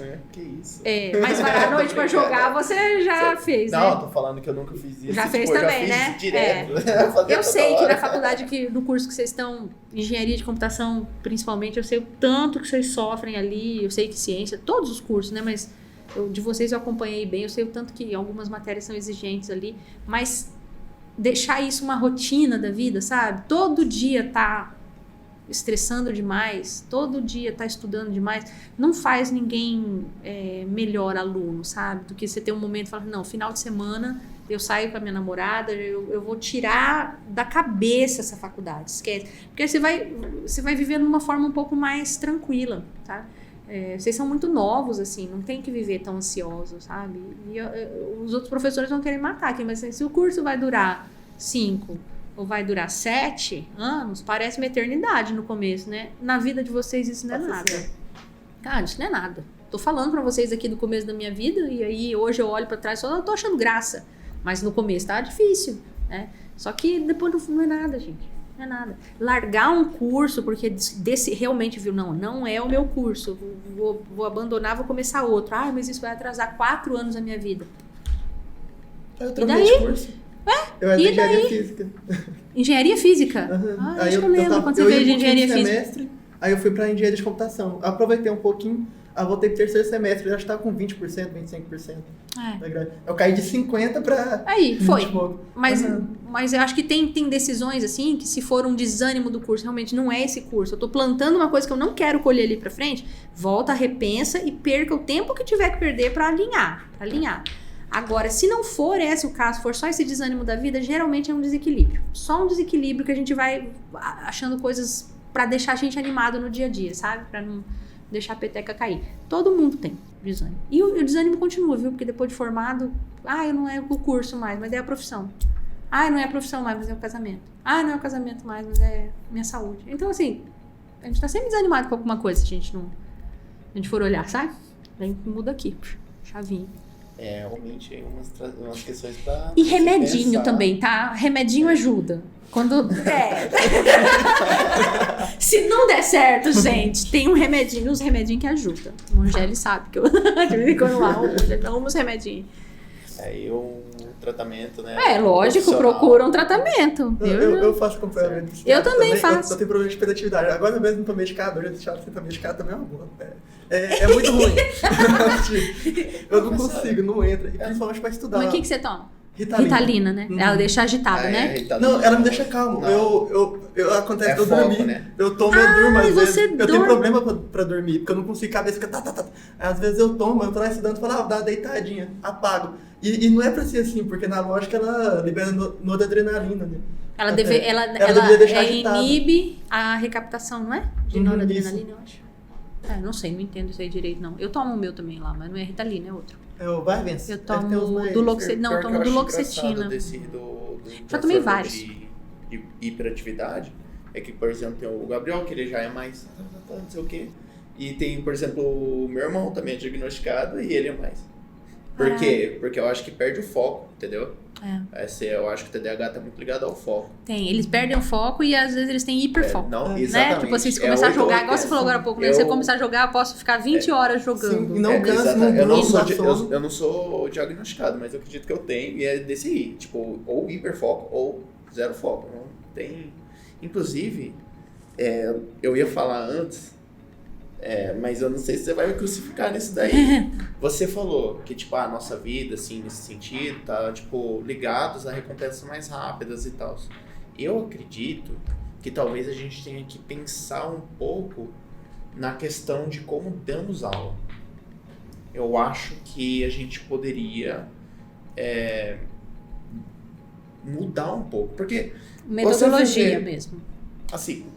Com todo respeito, assim, se você for ver lá nas salas de aula, você vê a galera, tipo, animada pra aprender alguma coisa? Zero.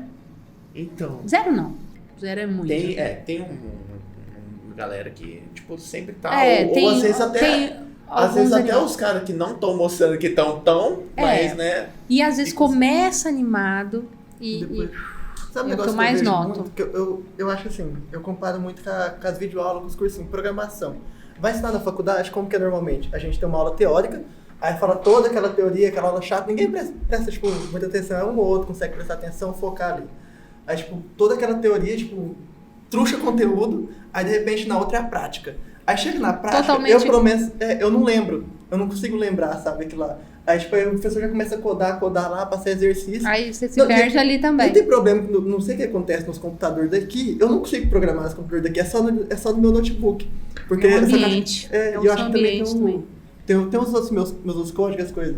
Aí você vai ver, tipo, no YouTube, nos cursinhos, como que eles fazem?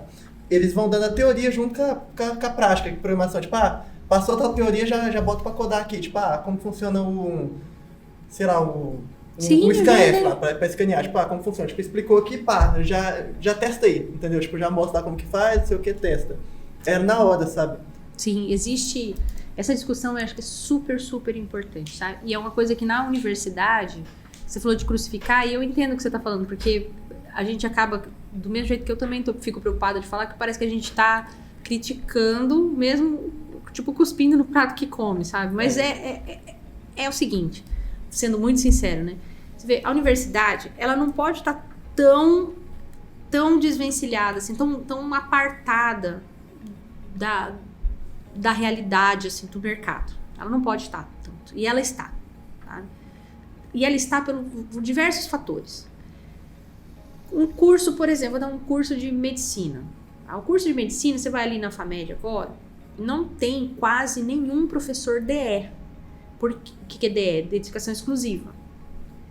Dedicação exclusiva seria um professor que só é professor. Ele não pode ter outra atividade, ou ela pode, de forma muito limitada, ter outra atividade fora. Tá?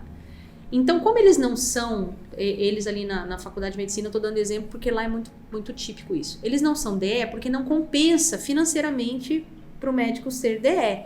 É muito melhor que ele seja 20 horas, 40 horas contratado, mas ele possa ter o seu consultório, possa fazer cirurgia, possa fazer outras coisas, porque ganha dinheiro em outras coisas. Tá? Mas isso também traz, né, para os alunos. Isso que eu ia falar. Então ali, o que acontece? Como ele tem ele tá no mundo ali, é o paciente de hoje, é a tecnologia de hoje, é a cirurgia com as melhores tecnologias existentes agora, senão ele fica ultrapassado e tal. Ele tá no mundo, e aí ele tá na universidade também, então ele tá nessas duas realidades, assim, né? Na computação, é muito comum o contrário. Os professores, eles são dedicação exclusiva, tá? Por quê? Primeiro, quando a gente é dedicação exclusiva, a gente foca aqui nesse ambiente. Então, a maioria de nós prefere isso do que estar aqui e trabalhando numa empresa. É muito difícil, né? Na computação é até complicado essa dedicação exclusiva, porque muda muito. Também, né? E aí, o que acontece com o professor de dedicação exclusiva? No primeiro ano que ele entra, vou pegar os professores que acabaram de entrar, estão ainda com as coisas muito quentes ainda na cabeça, acabaram de sair do doutorado, entra aqui, ainda está trazendo muita coisa nova, né? Passa 2 anos, passa 3 anos, passa 4 anos, passa 5 anos, esse mesmo professor, né, ele continua aqui, dando aula das mesmas coisas, né? E ele perdeu um pouco esse contato com o que está acontecendo de novo. Então, ele acaba deixando a metodologia de ensino que a gente usa aqui também fica atrasada. É uma metodologia de ensino que é passiva para o aluno ainda, até hoje. A gente trabalha uma metodologia de ensino não ativa, passiva, onde o professor dá aula, o professor é ativo na sala de aula, fala mais que o homem da cobra lá na aula, sai seco, né? E o aluno não falou e se ele tiver ficado lá na aula sem codificar uma linha, é perigoso o professor nem perceber que aconteceu aquilo com aquele aluno. É uma metodologia que já ficou caduca, né? As metodologias, elas foram caminhando para metodologias ativas, né, nos últimos anos. Tanto por exemplo, na área de saúde, as faculdades são obrigadas a trabalhar metodologia ativa, que é outra metodologia, gente, é muito diferente, né? E nós ainda, em exatas, em geral, ainda não, né? Você vai olhar muito difícil metodologia ativa no mundo das exatas, né? Que seria uma metodologia diferente. Vamos olhar como que esse aluno aprende. Como que o aluno de hoje aprende? O aluno de hoje aprende de outra maneira. E como que a gente ensina para que aquele aluno de hoje aprenda? Porque a gente fala de metodologia de ensino, mas na verdade a metodologia deveria ser qual que é a metodologia de aprendizado, qual que é o método que aquele aluno aprende, entendeu? Porque às vezes o método que eu ensino não é adequado para a forma de aprendizado do aluno de hoje, entendeu? E eu acho que na Facom isso é uma coisa muito, até mais forte, porque muda muito. Né? A tecnologia vai, as coisas... Exatamente, 3 anos.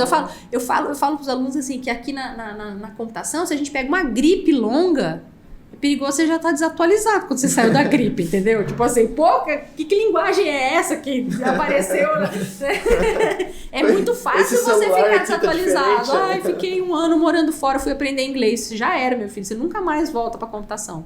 Porque se for 1 ano fora rodando o mundo aí de mochilão, você já era fora da computação. Porque é tudo muito rápido, sabe? Você se sente defasado. Só que aí o professor se acomoda no mesmo método que ele já está habituado, que talvez tenha funcionado 10 anos atrás, mas talvez não funcione mais hoje, sabe? Então, é uma discussão que existe, sabe? É uma discussão que existe, é que mexe, a discussão é tão forte, que ela mexe com o padrão que as pessoas já usam, sabe? O padrão de ensino, a forma como a pessoa acha que está ensinando, que está boa. Então, é uma discussão não é nossa só, é uma discussão geral, sabe? Por exemplo, as faculdades de saúde, elas estão obrigando a entrar metodologias ativas, né? Baseada em problemas. Não, por exemplo, na medicina, eles não têm quase não tem sala de aula com turma toda. Pouquíssimas palestras. Tem algumas palestras durante o curso. Eles têm grupos pequenos de discussão de problemas, onde não existe a figura de professor, existe a figura de tutor. O tutor é uma pessoa que fica quieta, você vê, olha, completamente inverso. Uma pessoa que fica quieta, porque quem discute o problema são os alunos, e ao discutir o problema, o tutor, ele só vai guiando a solução. Os alunos vão chegando nas soluções, né? Só que tem todo um passo a passo muito bem organizado, tem um problema bem definido, tem os objetivos daquele problema bem definido. Tem uma base. Tem uma base, os alunos recebem material antes. Quando abre o problema, eles recebem material. Então, eles vêm discutir eles já têm que estudar em casa. O que acontece? Eles reúnem um grupo de 6, 7 alunos. Pô, se um passa vergonha na frente dos outros, sabe? De não saber nada. E atrapalha a nota do grupo, porque tem notas individuais e tem notas de grupo. Então, eles vão ambientando o aluno. No começo, os alunos são super travados, mas depois eles vão entendendo esse método e eles vão ficando super ativos, né? E o tutor só vai guiando. Então, essa é uma metodologia baseada, esse é o PBL, que chama baseado em problemas, né? Mas existem vários ramos de métodos de ensino, né? Mais ativos. Eu lembro que... De tecnologia, tinha um vídeo, só que faz muito tempo que eu vi esse vídeo, do Fábio Akita. Ele falando que tem uma faculdade de tecnologia que é desse jeito. Que, tipo, as pessoas entram lá, né, só que normalmente são pessoas já formadas, essas coisas costumam entrar lá, tipo, mais velho um pouco. E é baseado em problema, tipo, entra uma turma lá de 30 pessoas, 30 alunos, basicamente o professor dá os problemas pra ele, acho que deve dar o conteúdo, e eles têm que ir resolvendo entre si. São metodologias. Tem baseado em tarefas, baseado em problemas. Eu sei de um que, tipo, passou, acho que funcionar melhor pra mim, que é do professor daqui mesmo. Porque quando teve a pandemia e tal, nas aulas EAD, ele deu vídeos diretíssimos no YouTube, curtos, que ensinava ali, passava o conteúdo que tinha que passar e dava as tarefas, né? Aí dava os programas que tinha que fazer com isso. Foi de laboratório de hardware do Renan. Então, achei fantástica a ideia. E você vê que... Exato, você vê, é um professor novo, entendeu? Que talvez consiga entender a forma como o aluno de hoje vai conseguir aproveitar o conteúdo, entendeu? Uma questão do professor entender. E a questão... eu até me perdi agora. Ele teve os exercícios, né? E, tipo assim, hoje em dia, poxa, eu sou muito mais habituado a comprar os cursos online, porque são vídeos mais diretos, são vídeos curtos, são vários vídeos curtos. Muito bem feitos, né? Você já não é... Exatamente. Sim, eles são editados, né, também. Então, já não é mais aquele negócio de, tipo assim... entrei numa aula de 2 horas, os professores vão falar de, tipo, várias coisas, vão entrar em vários negócios, é 2 horas, entendeu? Poxa, já é muito diferente dos vídeos que eu vejo, assim, o máximo é 20 minutos. O máximo, tipo, estourando. A maioria é 7, 8, 10. E tópicos, né? Você vai pegando os tópicos e construindo, né? Sim. Eu lembro, eu vi uns cursos EAD da USP também, na faculdade da USP EAD, não lembro o nome. Univesp, isso mesmo. Os cursos eram muito, assim, os tópicos de aula eram muito bem construídos, sabe? Não é aquela aula que o professor vai dar um EAD e fica como se fosse o presencial falando um tempão, sabe? E assim, divagando, né? Super pontual, né? Eu ia ensinar, era um de computação mesmo, sabe? Ia ensinar os tópicos, era aquele tópico curtinho, eram 20 minutinhos, aquele tópico fechou, acabou. Pum, tá lá na plataforma, sabe? Aí ia pro próximo tópico também, enxuto, fechadinho, é muito melhor, sabe? E é muito mais adaptado ao que o aluno de hoje, exatamente, o que o aluno de hoje está acostumado. Tem que entender como que o aluno de hoje percebe, né? Não sei se funciona para tudo, eu não consigo imaginar um professor lá de cálculo 2, eu não sei como fazer, entendeu? Mas eu imagino que exista uma forma de ir melhorando, pelo menos. Tem uma coisa que aí eu também não sei se eu vou ser crucificado. Que eu já vi uma pesquisa científica que foi até levada para o governo, não sei se vai ser aprovado, dizendo que tipo, os adolescentes, não só os de hoje em dia, mas de hoje em dia ainda mais, eles têm dificuldade de dormir à noite. Também tem a tela solar e tal, mas eles falaram também que, biologicamente falando, adolescentes têm problemas demoram mais para dormir. Uhum. E eles vieram com a proposta de atrasar as horas da aula, né? Começa às 7 da manhã. Eu já vi isso aí também. É muito forte isso, né? Aqui também, o na adolescente também faculdade. dorme mais De tempo. deixar, eles dormem mais tempo. Demora eles mais tendem a dormir. dormir até mais Precisam de tarde. mais descanso, né? Aí eu não aqui a sei. gente entra, tipo... a gente não é adulto ainda, né? Passa a ser adulto aqui na faculdade, também começa às 7 da manhã, né? Desde o começo, né? Eu não sei. Aí eu não posso te Eu era tão crucificar. feliz Eu não posso te Quando crucificar eu porque eu não sei. Tá certo. Mas assim, pra mim funciona de manhã. Então eu sou do dia. Eu sempre funcionei. Até pra estudar. 11 horas da noite, eu virei abóbora. Eu viro um quiabo. Eu não penso, eu não nada. Tem Nem também assisti a filme. Ju, Eu sou da não madrugada. sou nada. Essa é mais da madrugada? Eu pensei que você fosse mais da Eu manhã. não, eu durmo, eu tenho que mais da dormir cedo. E aí eu posso acordar 3 da manhã que eu acordo pra estudar, se precisar. Então assim, pra mim não funcionaria, né, ficar até mais tarde.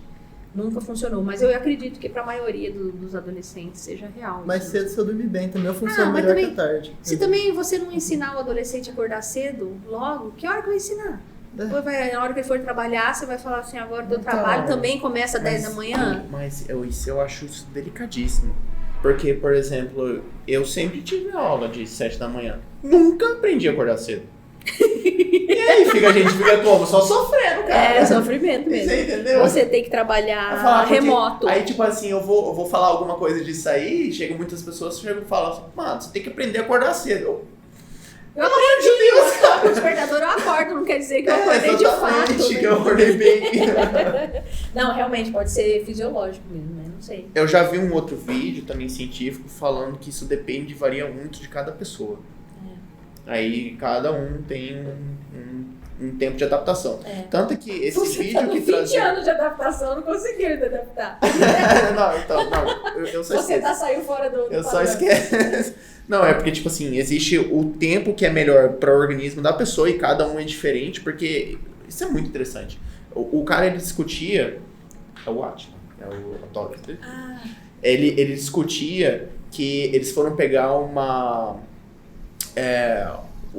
foram estudar um povo, que aí eu não sei muito detalhes, não sei se eles eram mais... Tipo, eles não estão introduzidos na sociedade, né? E eles perceberam que em todos os horários, sem exceção, tinha um acordado, pelo menos.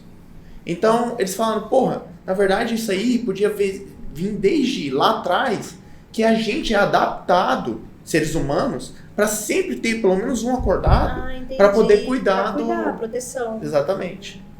Aí, como a gente também Você viveu é o que uma fica época acordado muito- à madrugada cuidando da gente. Eu sou mais à noite. Eu fico de totalmente. dia. Tá bom, beleza. Fechou. A gente já cobriu toda... Tanto que muitas das vezes que eu produzia de verdade, cara, foram todas as 4 da manhã. Eu já cansei de varar à noite fazendo prova, trabalho. De madrugada é mais silêncio, também não tem distração. Não tem gente mandando mensagem ali no WhatsApp toda hora, no Instagram. É quieto. É quieto. É só aquilo lá que você tem que fazer. Não tem como você ir lá e trabalhar à noite, por exemplo. Sair pra caminhar à noite. Mas vocês têm a vantagem de que vocês podem procurar trabalhos que vocês possam fazer isso. Em outro país, né? É verdade, né? Vocês têm essa vantagem. Diferente não vai prestar um concurso aí, porque até isso chegar na. Às vezes a gente é até obrigado, professor. Tô trabalhando na área de segurança. E muitas vezes é recomendado até pro professor de segurança aqui, o Carlos Alberto, recomenda aí algumas coisas de passar ferramentas à noite, porque o pessoal tá desligado. Aí se você passar a noite lá, a gente entra, passa batida. Olha só, que legal. Entendeu? Então é uma coisa interessante também de se levar em conta. A gente consegue fazer os nossos tempos, só que mesmo eu que prefere mais o período da noite, tem que parar pra perceber que o sol é muito importante. E eu nem sou tão à noite, cara. Eu falo à noite, mas o meu horário ideal de acordar é que, tipo, eu gosto muito dessa pergunta. Qual o horário que você melhor acorda? Não o horário que você vai dormir bem. Não, o horário que você melhor acorda. E o meu é das 8 às 10 da manhã. Esse é o perfeito. Você acorda legal. Acordo legal. Tipo, às 8, mas 8h30, assim, já perfeito. Eu acordo uns 30, viu? Ai, que legal. Porque eu tinha muito esse problema de desânimo, de cansaço. Eu não sabia de onde, mas por que eu tô cansado, né? Às vezes eu dormia bem. Antes, não. Tem que ver, de repente tem aqueles exames de sono, né? Que você consegue medir, né? Em que momento que você entrou num sono profundo. Às vezes você vai entrar mais tarde que os outros mesmo. Vai entrar num sono profundo, não dá tempo nem de você sair dele. Você já tá tocando despertador, te tirando do seu sono profundo, né? Às vezes você acorda cansado. Eu lembro que eu acordava direto no meio de sonho. Com o despertador, né? Quando eu namorava... Você sonha com o despertador ali. Quando eu namorava, a gente saía à noite, daí dava 11 horas, assim, eu tava morrendo de sono. Eu achava tudo um saco, barzinho, eu achava chato, boate chato, tudo chato. Daí eu pegava o carro, voltava pra casa, dormia, botava o despertador para 6 da manhã, levantava e ia buscar meu namorado, que é meu marido. Ele tava lá, ele era o último cara do churrasco, que até o dono da casa foi dormir, e ele tava lá, então ele era super da noite, eu super do dia, né? Até hoje, ele tem bem mais dificuldade do que eu de acordar cedo. Até hoje, ele tem que acordar cedo, mas então, ele é a morte, assim, acordar bem cedinho. Quando dormiu a noite inteira, beleza. Mas se ele dorme mais tarde, pra ele é super tranquilo dormir tarde. Se deixar, ele assiste uma série, ou ele vai estudar, ele vai fazer alguma coisa e vai ter 1h da manhã. Eu acordo e vou lá, Rafael vai dormir, pelo amor de Deus, tem que dormir. Daí ele sobe, dorme, de manhãzinha eu acordo feliz. O sol nasceu, ele tá lá, morrendo, babando. Mas pior que, tipo, também dessas pessoas sofrem muito porque, a gente fica até sendo julgado, né? Porque, como se fosse preguiça. Né? Como se fosse preguiça. Aqui que, tipo, Campo Grande também é muito ligado com a questão moral, querendo ou não. E assim, 7 horas já tinha tirado leite, né? Ou então se o pai a pessoa acorda 3 da manhã, eles estão venerando a pessoa assim, né? Verdade. Estão venerando. É porque 6 da manhã eu já tirei leite de 3 vacas, já guardei os 2. Já toquei o rebanho, já tô segundo café da manhã e meu filho tá acordando. Né? Peguei a carroça. Mas não quanto tempo que o seu filho tava acordado. Não, mas é que Campo Grande é tudo muito cedo, viu? Esse negócio de 7 horas da manhã é só aqui. Lá em Campinas, começava às 8 a faculdade. Em São Paulo... São Paulo começa às 8 e vai até meio-dia. Eu acho muito mais normal. Sendo 8 ao meio-dia do que 7. Aí acaba 10h40. Você tem que acordar 5 horas. Eu morava na loja, acordava 4 horas da manhã. Eles ficam usando a desculpa porque em São Paulo é 1 hora mais tarde. A gente funciona com o tempo do sol, cara. E que vocês não tiveram criança, bebê pra tirar de casa ainda. Aí o bebê... Como você avisa um bebê que ele tem que acordar 6 da manhã? Entendeu? Porque você tem que estar 7 horas da manhã no trabalho. E ele tem que...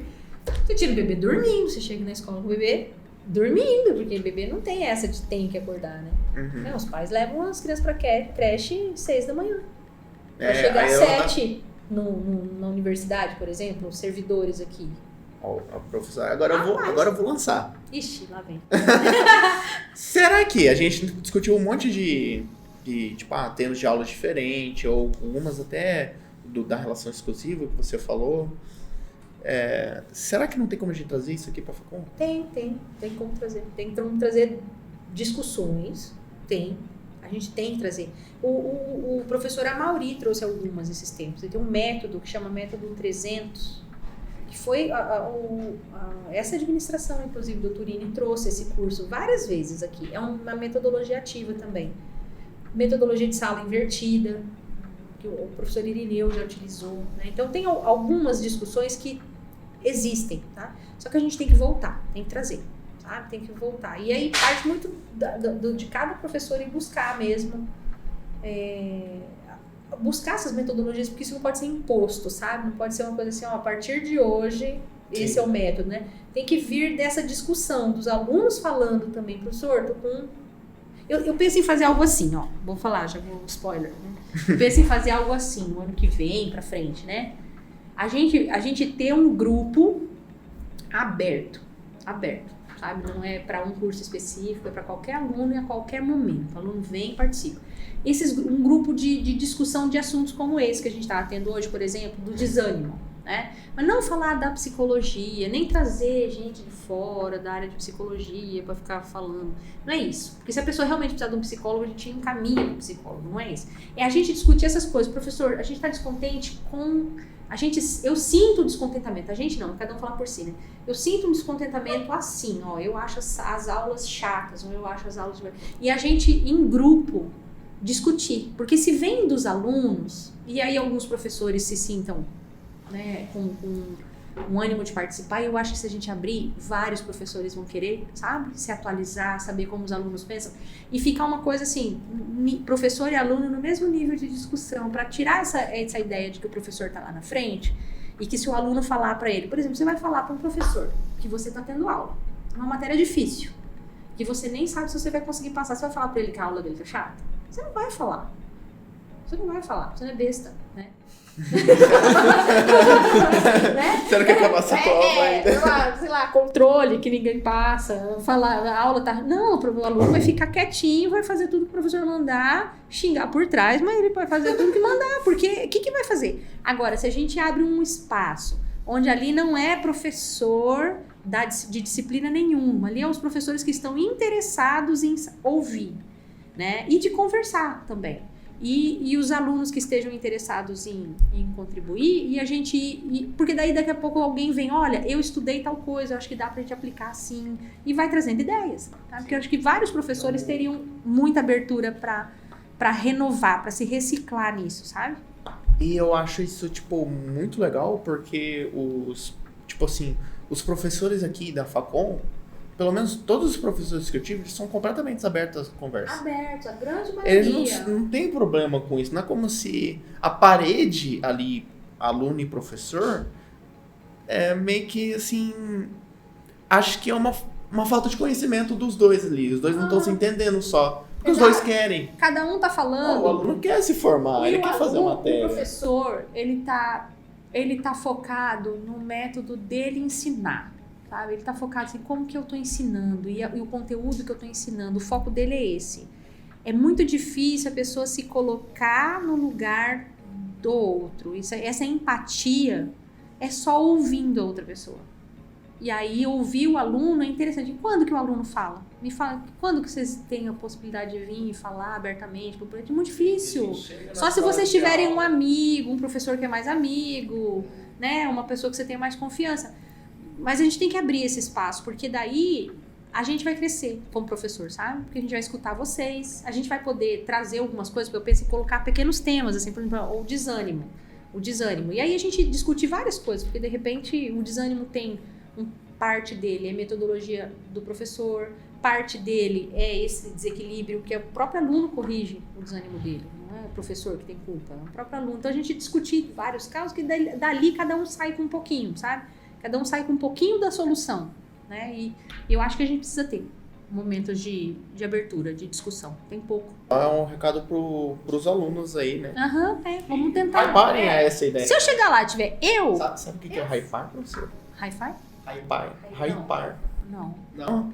É muito de coisa de gamer, né?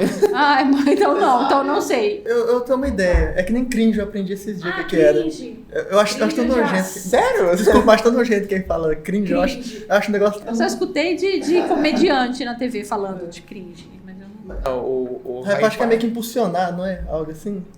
É, meio que isso. É uma, tipo, você sentir muita vontade. Sabe Aham. quando você tá com muita vontade de ver uma série? Tipo, Aham, você tá aham. hypado de ver a série. Ai, que legal.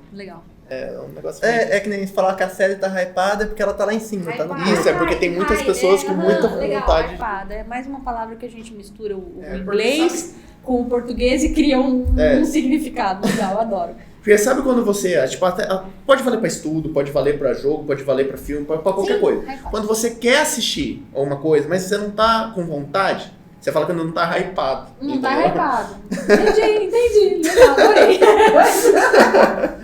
Muito legal.